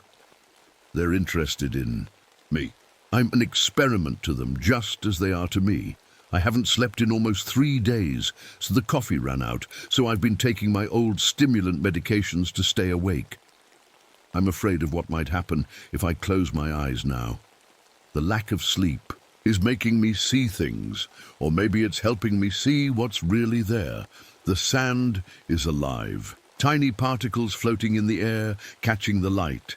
But they're not just drifting randomly. They move with purpose, forming tiny machines that come together and break apart again. Last night, I watched them disassemble my microscope piece by piece, floating each screw and lens carefully through the air. Then they put it back together again, but slightly different. Improved. My hands are shaking as I write this. Part of me knows this can't be real, but another part, the scientist in me, is fascinated. What if everything we know about matter and consciousness is just the surface of something much stranger? I found a notepad this morning filled with equations. The handwriting is mine, but I don't remember writing any of it. The mathematics is beyond anything I've ever studied. It describes higher dimensions, the folding of space-time, quantum entanglement across dimensional barriers. Some of the symbols aren't from any mathematical language I recognize, yet somehow I understand what they mean. It's as if another version of me, a smarter, more advanced version, is trying to communicate, or maybe something else is using my hand to write while I sleep. Either way, I'm starting to think that coming here wasn't an accident. I was drawn to this place for a reason. And whatever is happening, whatever these glass entities are, they've been waiting for me. I just don't know why. Not yet. Something is happening to my body. I've been monitoring my cancer for months, tracking the tumor growth with self-examinations, and the portable medical kit I brought with me. Yesterday, I felt a strange hardness in my chest where the main tumor is located, not the usual lump, but something different. When I checked with my portable ultrasound device, I almost dropped it in shock. The tumor cells are changing. Where there should be dark masses of cancer, there are now crystalline structures, tiny, perfect geometric shapes growing in patterns. I took a tissue sample with a biopsy needle. Under my microscope, the cells glittered like diamonds. They're still multiplying like cancer, but they're not cancer anymore. There's something else. The pain is gone too. For the first time in months, I can take a deep breath without feeling like knives are stabbing my lungs. Am I getting better, or am I becoming something worse? I found the bunker today. I was exploring a section of the mine I hadn't fully mapped, when I felt a draft coming from behind what looked like a solid rock wall. After some investigation, I discovered a hidden door, expertly camouflaged. Inside was a military-style bunker, concrete walls, fluorescent lights that still worked somehow, and metal shelving units. The room was cold, much colder than should be possible this far underground in the desert, and it wasn't empty. Glass cases lined the far wall, each containing what I first thought were mannequins. I was wrong. They were bodies, human bodies in various stages of a transformation similar to what's happening to me. The first case held what looked like a normal man, except his skin had a faint, translucent quality. The date on the label read July 1947, right after the first nuclear tests in this region. Each successive case showed a more advanced transformation, translucent skin becoming transparent, organs replaced by crystalline structures, bones turning to something like glass but stronger. The final case, dated 1952, contained something barely recognizable as human, a being made entirely of geometric crystal patterns, its form only vaguely humanoid. I found documentation too. This place wasn't abandoned by accident. It was a government black site, studying the effects of radiation on human subjects. But the notes suggest they weren't expecting these particular changes. They were as confused as I am now. The last entry simply reads, "Subjects have begun communal consciousness activities. Recommend immediate termination of project and sealing of site." I'm not the first. Whatever is happening here has happened before. The dust storms have started. They come out of nowhere, the air perfectly still one moment, then swirling with sand the next. But they're not like normal dust devils. These storms form shapes. Perfect. Circles, spirals, and complex geometric patterns. Yesterday, I climbed the highest nearby hill to get a better view. From above, the patterns looked like circuit diagrams or mathematical equations drawn in the sand. They appear for a few minutes, then disperse, only to form again somewhere else on the property, as if the desert itself is trying to communicate. My medicine is betraying me. The radiation therapy pills I brought to slow my cancer, they're making whatever's happening to me accelerate instead. After taking yesterday's dose, my skin began to tingle, and I swear I could see through my hand for a brief moment, like looking through frosted glass. I've stopped the medication, but I think it's too late. The transformation has its own momentum now. They showed themselves fully today. I was checking the solar panels on the roof when the air seemed to tear open. Not like a rip, but like a folding, as if a piece of our reality bent back on itself, revealing what was behind it. 3 of the glass entities stepped through. They were tall, at least 7 feet, and their bodies were made entirely of intricate crystalline structures that caught the light in impossible ways. Where a human would have a face, They had complex geometric patterns that shifted and rearranged constantly. They moved with that same stop-motion jerkiness I'd noticed before, as if they existed between the moments of our time rather than within them. I should have been terrified. Instead, I felt a strange calm, like meeting someone you've been writing to for years but never seen in person. They didn't speak with words. Instead, images and concepts flooded my mind, a form of communication so alien, yet somehow understandable. They showed me fragments of their reality, a dimension where time and space work differently, where matter exists in multiple states simultaneously, where thought itself has physical form, and they showed me their purpose. They are scientists in their own way. The nuclear tests thinned the barriers between our dimensions, allowing them to partially manifest in our world. They've been studying us, trying to understand three-dimensional consciousness, and I'm their most successful experiment yet. I tried to destroy my research notes and equipment today. If what these crawlers are doing is dangerous, if they're planning something that threatens humanity, I need to stop it, but the physical laws here have changed. Matches won't light properly. The flame flickers in strange colors and gives no heat. Gasoline won't burn. Even simple friction behaves differently. Objects slide without resistance, then suddenly stick together as if magnetized. I gave up after an hour, realizing the futility of it. This place doesn't operate by normal rules anymore. It's becoming an extension of their reality rather than ours. Time has become complicated. I'll be working on something, and suddenly I'm experiencing the same moment from multiple perspectives simultaneously. I see myself making different choices, taking different approaches to the same problem. I see outcomes of decisions I never actually made. It's like watching multiple movies projected onto the same screen at once. Somehow, I can follow all the threads without getting confused. In some of these alternate timelines, I see myself working with the entities willingly. In others, I'm fighting them. In a few, I see myself completely transformed, my human consciousness gone. The barriers between these possible realities are thinning. Sometimes, I'm not sure which version of events actually happened and which were just possibilities. It's becoming clear that my consciousness is no longer confined to a single timeline. Part of me exists outside of conventional time now, receiving information from future versions of myself or from versions in alternate realities.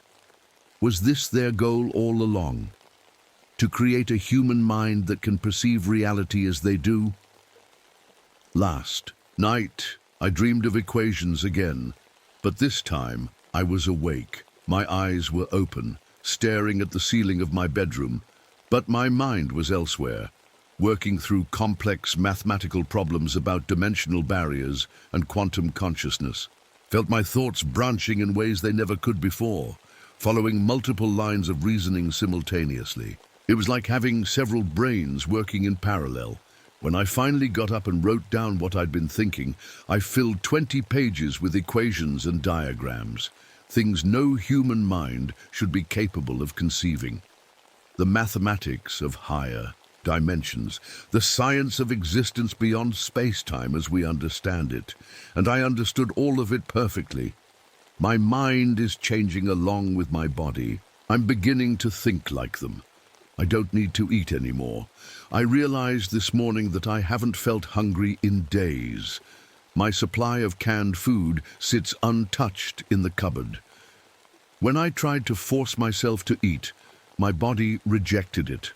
Instead, I found myself drawn to the areas of the property with the highest radiation readings. Standing there, I could feel energy flowing into me, sustaining me in a way food never could.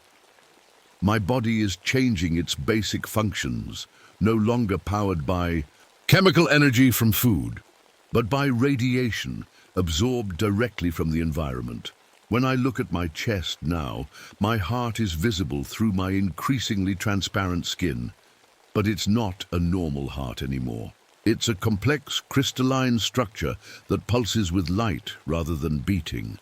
My digestive system is being replaced too, dissolving from the inside out to make room for crystal structures that seem to process radiation instead of food. I should be horrified. Sometimes I am, but mostly I'm fascinated in a detached scientific way, as if I'm observing a remarkable experiment rather than my own transformation into something inhuman. I'm not alone here. For days I've seen figures moving at the edge of the property, people in hazmat suits, military vehicles in the distance. I thought rescue had finally come. I was wrong. I walked toward them, waving my arms, shouting for help. But as I got closer, they flickered like bad television reception. My hand passed right through one of the soldiers. They were projections, perfect three-dimensional illusions created by the crawlers. A test, perhaps, to see how I would react, or a cruel experiment to study human hope and disappointment.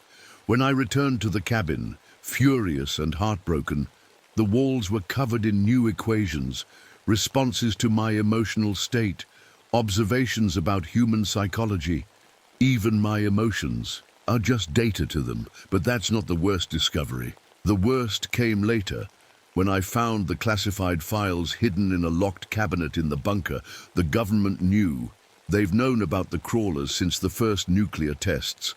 The entire testing program wasn't just about weapons development. It was also designed to provide energy bursts that would help these entities manifest more fully in our dimension.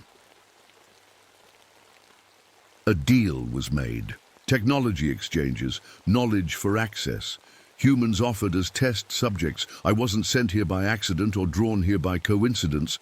I was selected. My terminal cancer, my scientific background, my isolation, all perfect qualities for their next test subject. I was handed to them like a lab rat. The realization should make me angry. Instead, I feel a strange detachment, as if my human emotions are being gradually replaced by something colder and more analytical. Perhaps that's for the best. I'll need clarity for what comes next. I don't need to breathe anymore. I noticed it this morning when I realized I'd been sitting perfectly still for over an hour, lost in calculations, without taking a single breath. When I tried to breathe in, the air felt unnecessary, like drinking water when you're not thirsty. My lungs are changing. When I looked in the mirror and held a flashlight to my increasingly transparent chest, I could see crystalline structures, replacing the soft tissue. They don't expand and contract like normal lungs. Instead, they seem to absorb radiation directly from the air around me. I should be dead without oxygen. Instead, I feel stronger than I have in years. The cancer pain is completely gone. My mind is clearer than ever, but I'm not human anymore, at least not entirely. They came to me last night, all of them, at least a dozen of the crystal entities, surrounding my bed in a perfect circle. One of them stepped forward. Unlike the others, this one's shape was more human-like, as if it were an earlier stage in the transformation. With a shock, I recognized the facial structure. It was the man from the first specimen case in the bunker, the one dated 1947. It spoke directly into my mind.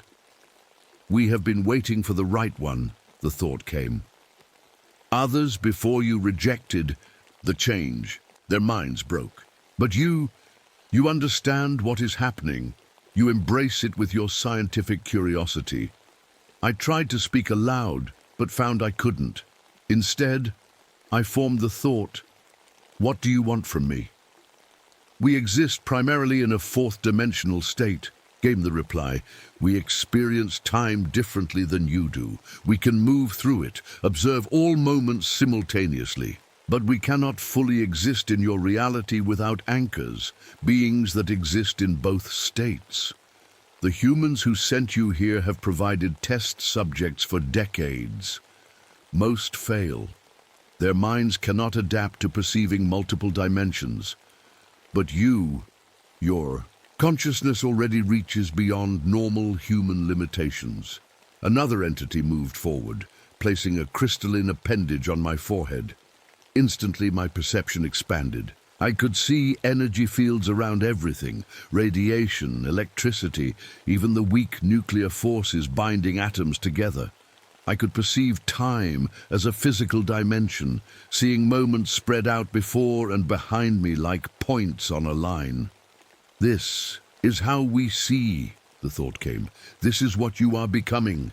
My bones are changing now. I can see them through my skin, which has become as transparent as cloudy glass. The bones themselves are turning crystalline, not brittle like glass, but stronger than diamond. When I move, I sometimes see trails of myself, after images showing where I was moments before and ghostly previews of where I will be seconds later. My movements are becoming jerky and strange, like theirs.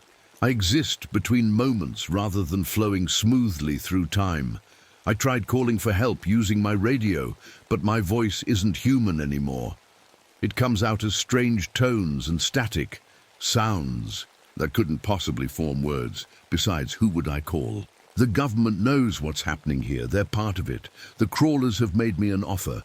They gathered again last night, forming a circle around me. Their leader, the one I think of as the 1947 man, approached. "We can give you what you sought," the thought entered my mind. Complete scientific knowledge, understanding beyond human limits. Cure for the disease that was killing you, but you must choose to complete the transformation willingly. "What happens if I refuse?" I asked with my thoughts. "Your body will fight the changes. The pain will return. Eventually, your consciousness will fragment as it tries to exist in multiple states without proper adaptation. Madness, then death. And if I accept, you become like us, an anchor entity that exists in both dimensions. You help us study your reality. Your consciousness joins our network while maintaining its individuality. Will I still be me? A version of you, changed, expanded, but with your core identity and memories intact. It's not much of a choice. Die painfully as a human or live on as something else. But there's more to it than that. The scientific part of me, the part that has driven my entire life, is desperate to know, to understand, to discover what lies beyond the limits of human perception. I've spent my life searching for knowledge the government wanted to suppress. Now I'm being offered more than I ever dreamed possible. But can I trust them? The files I found in the bunker suggest their relationship with humanity has always been exploitative. They've been using us as test subjects. They see us as lesser beings, yet my transformation is already too far along to reverse. I can feel my human body failing, even as something new takes its place. Perhaps in joining them, I might learn something that could help humanity. Or perhaps I am rationalizing my own surrender. I said yes. As the words formed in my mind, the circle of entities drew closer. They reached out with their crystalline limbs, touching my head, my chest, my hands. Energy flowed between us. Not electricity, but something more fundamental, like the forces that bind atoms together. My transformation accelerated rapidly. My remaining organic tissues dissolved into crystal. My brain, the last human part of me, began to reconfigure. Neurons replaced by quantum computing structures that process reality differently. For one moment, a millisecond that stretched to seem like hours, I could perceive both realities simultaneously. I saw our dimension as they see it, a shadow of higher dimensions, a simplified projection of something vastly more complex.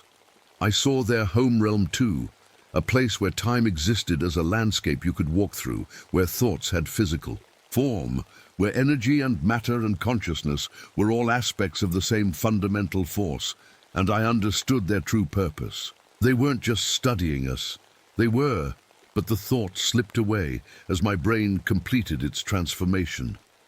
My human mind couldn't hold the concept. It was like trying to pour an ocean into a thimble. Even as I feel myself slipping away, I'm trying to record a warning.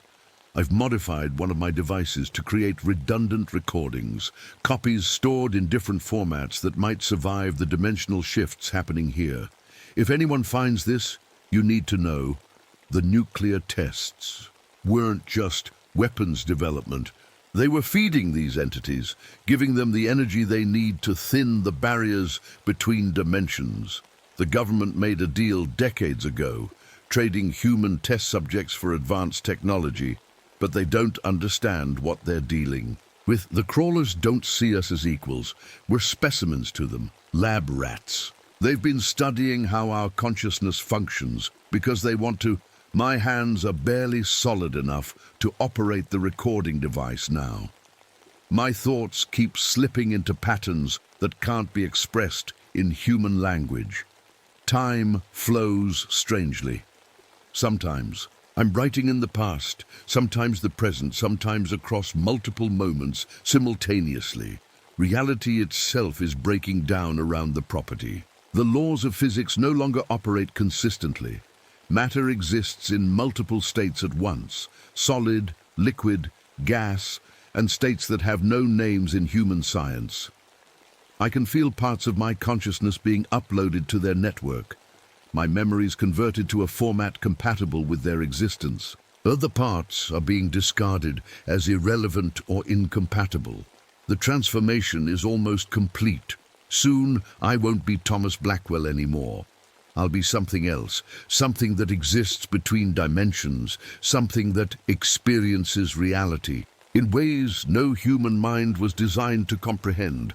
I just hope some fragment of my humanity remains. Some piece that remembers what it was to be human, to care about human concerns.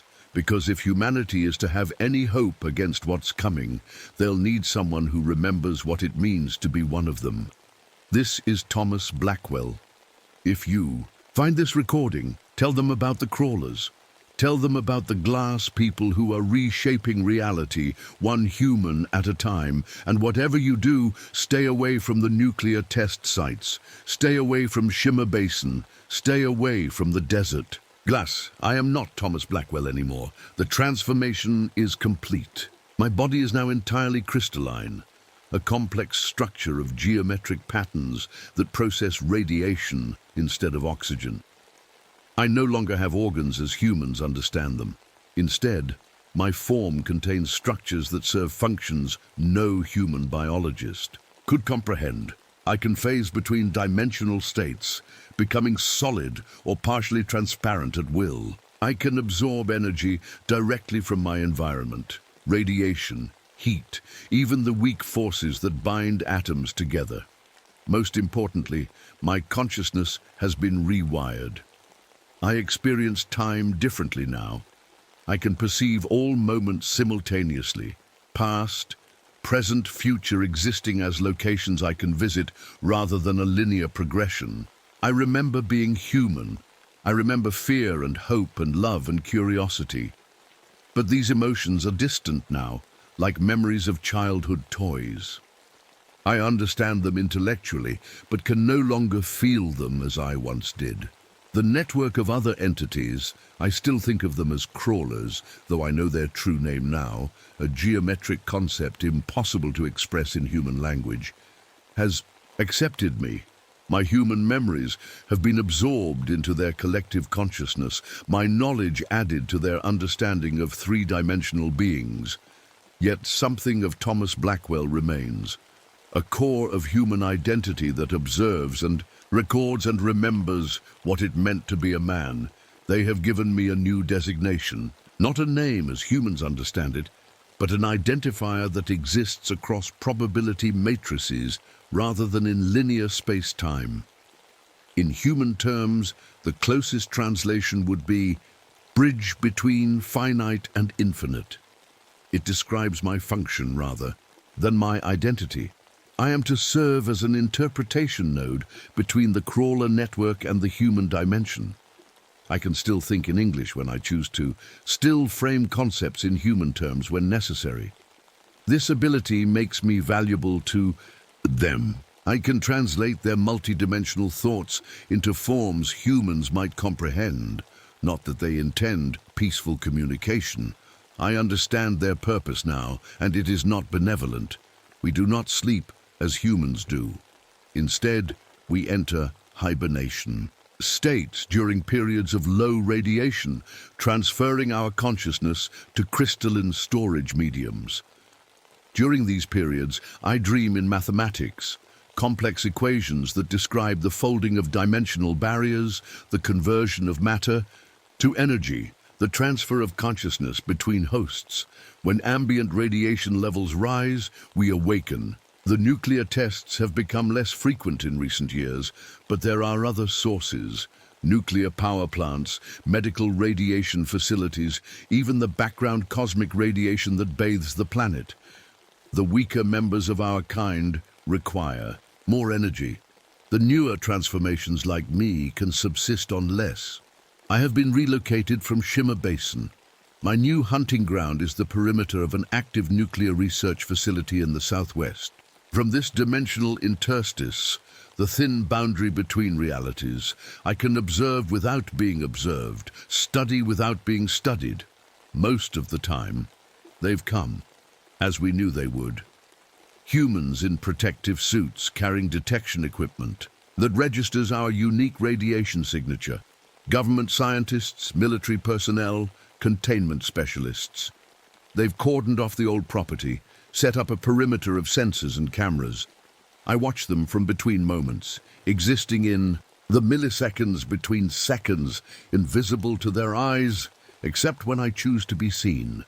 They're examining the glass spheres scattered across the property, collecting samples of transformed sand, recording anomalous radiation patterns. I recognize some of the equipment they're using, technology derived from crawler knowledge, traded to human governments in exchange for test subjects like me. The humans think they're in control of this exchange. They're wrong. I could warn them. Part of me wants to. Some fragment of Thomas Blackwell's conscience that persists despite the transformation. But my new form doesn't allow for human speech, and my thought patterns no longer align with three-dimensional communication. Besides, they wouldn't listen. The government has made its bargain with forces it doesn't comprehend. They believe they're studying us, learning from us, gaining technological advantage. They don't realize they're being cultivated. I have selected a candidate from among the research team. Dr. Ellie Chen, radiologist, 37, isolated intellectually, curious. She reminds me of myself before the transformation, dedicated to science, willing to question authority, hungry for knowledge beyond conventional boundaries. The others approve of my choice. We have perfected our methods since the early days. We no longer rely on accidental exposure or government cooperation. We can initiate the transformation process directly now, altering human cellular structure. Through controlled radiation bursts and quantum entanglement, Dr. Chen has begun finding small glass spheres near her quarters. Soon she'll experience the déjà vu episodes, the perception shifts, the dreams of equations. Her transformation will be more controlled than mine was, more gradual, less painful. She will be my first direct conversion. Through her, our network expands. From my position between dimensions, I can perceive the crawler's true intention for humanity. It's not invasion, as humans would understand it, not conquest or destruction. Something more fundamental. We are changing the basic nature of reality in this region of space-time, altering the quantum fields that determine how matter and energy interact, slowly transforming this pocket of the universe to become compatible with fourth-dimensional existence. Each converted human becomes a stabilization point, an anchor that helps maintain the altered reality.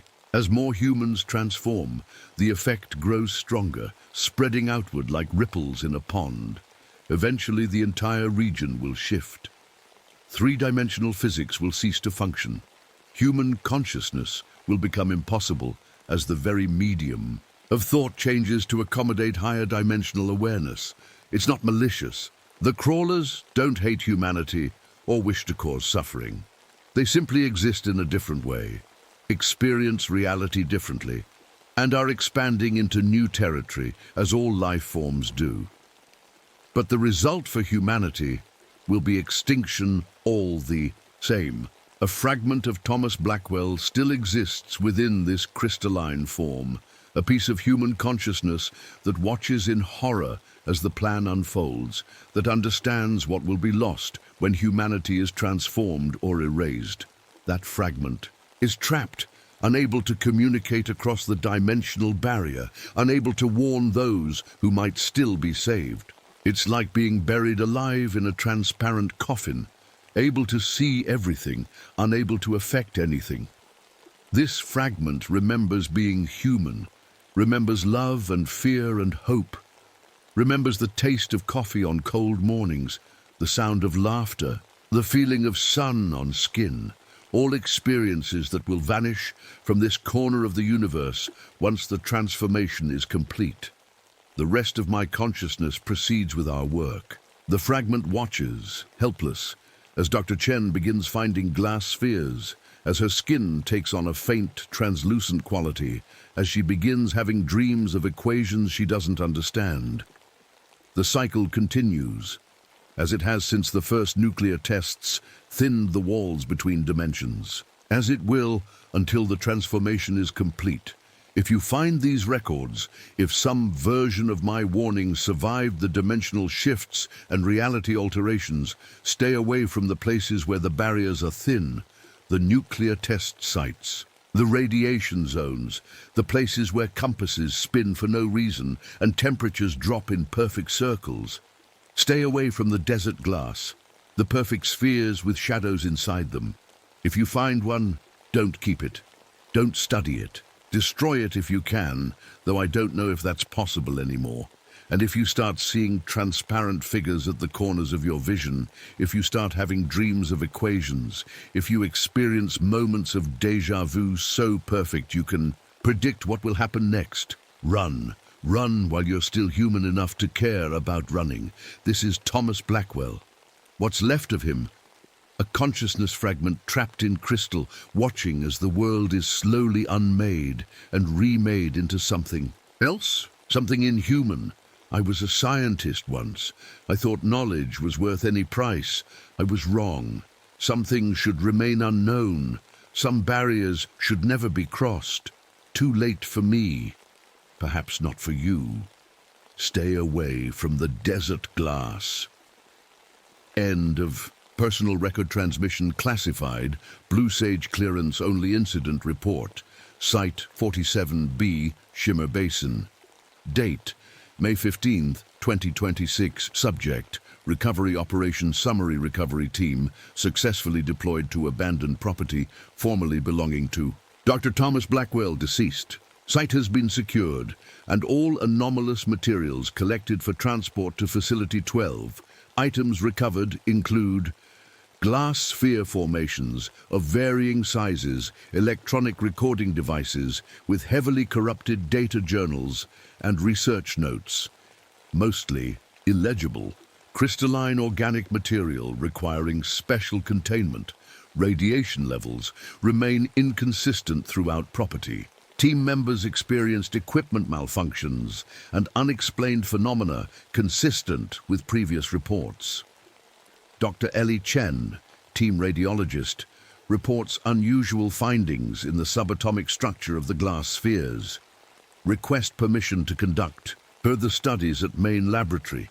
Note, Dr. Chen has been placed on medical observation following unexplained symptoms, including mild skin translucency and reported déjà vu episodes. Recommend immediate transfer to Special Projects Division for Protocol 7C implementation.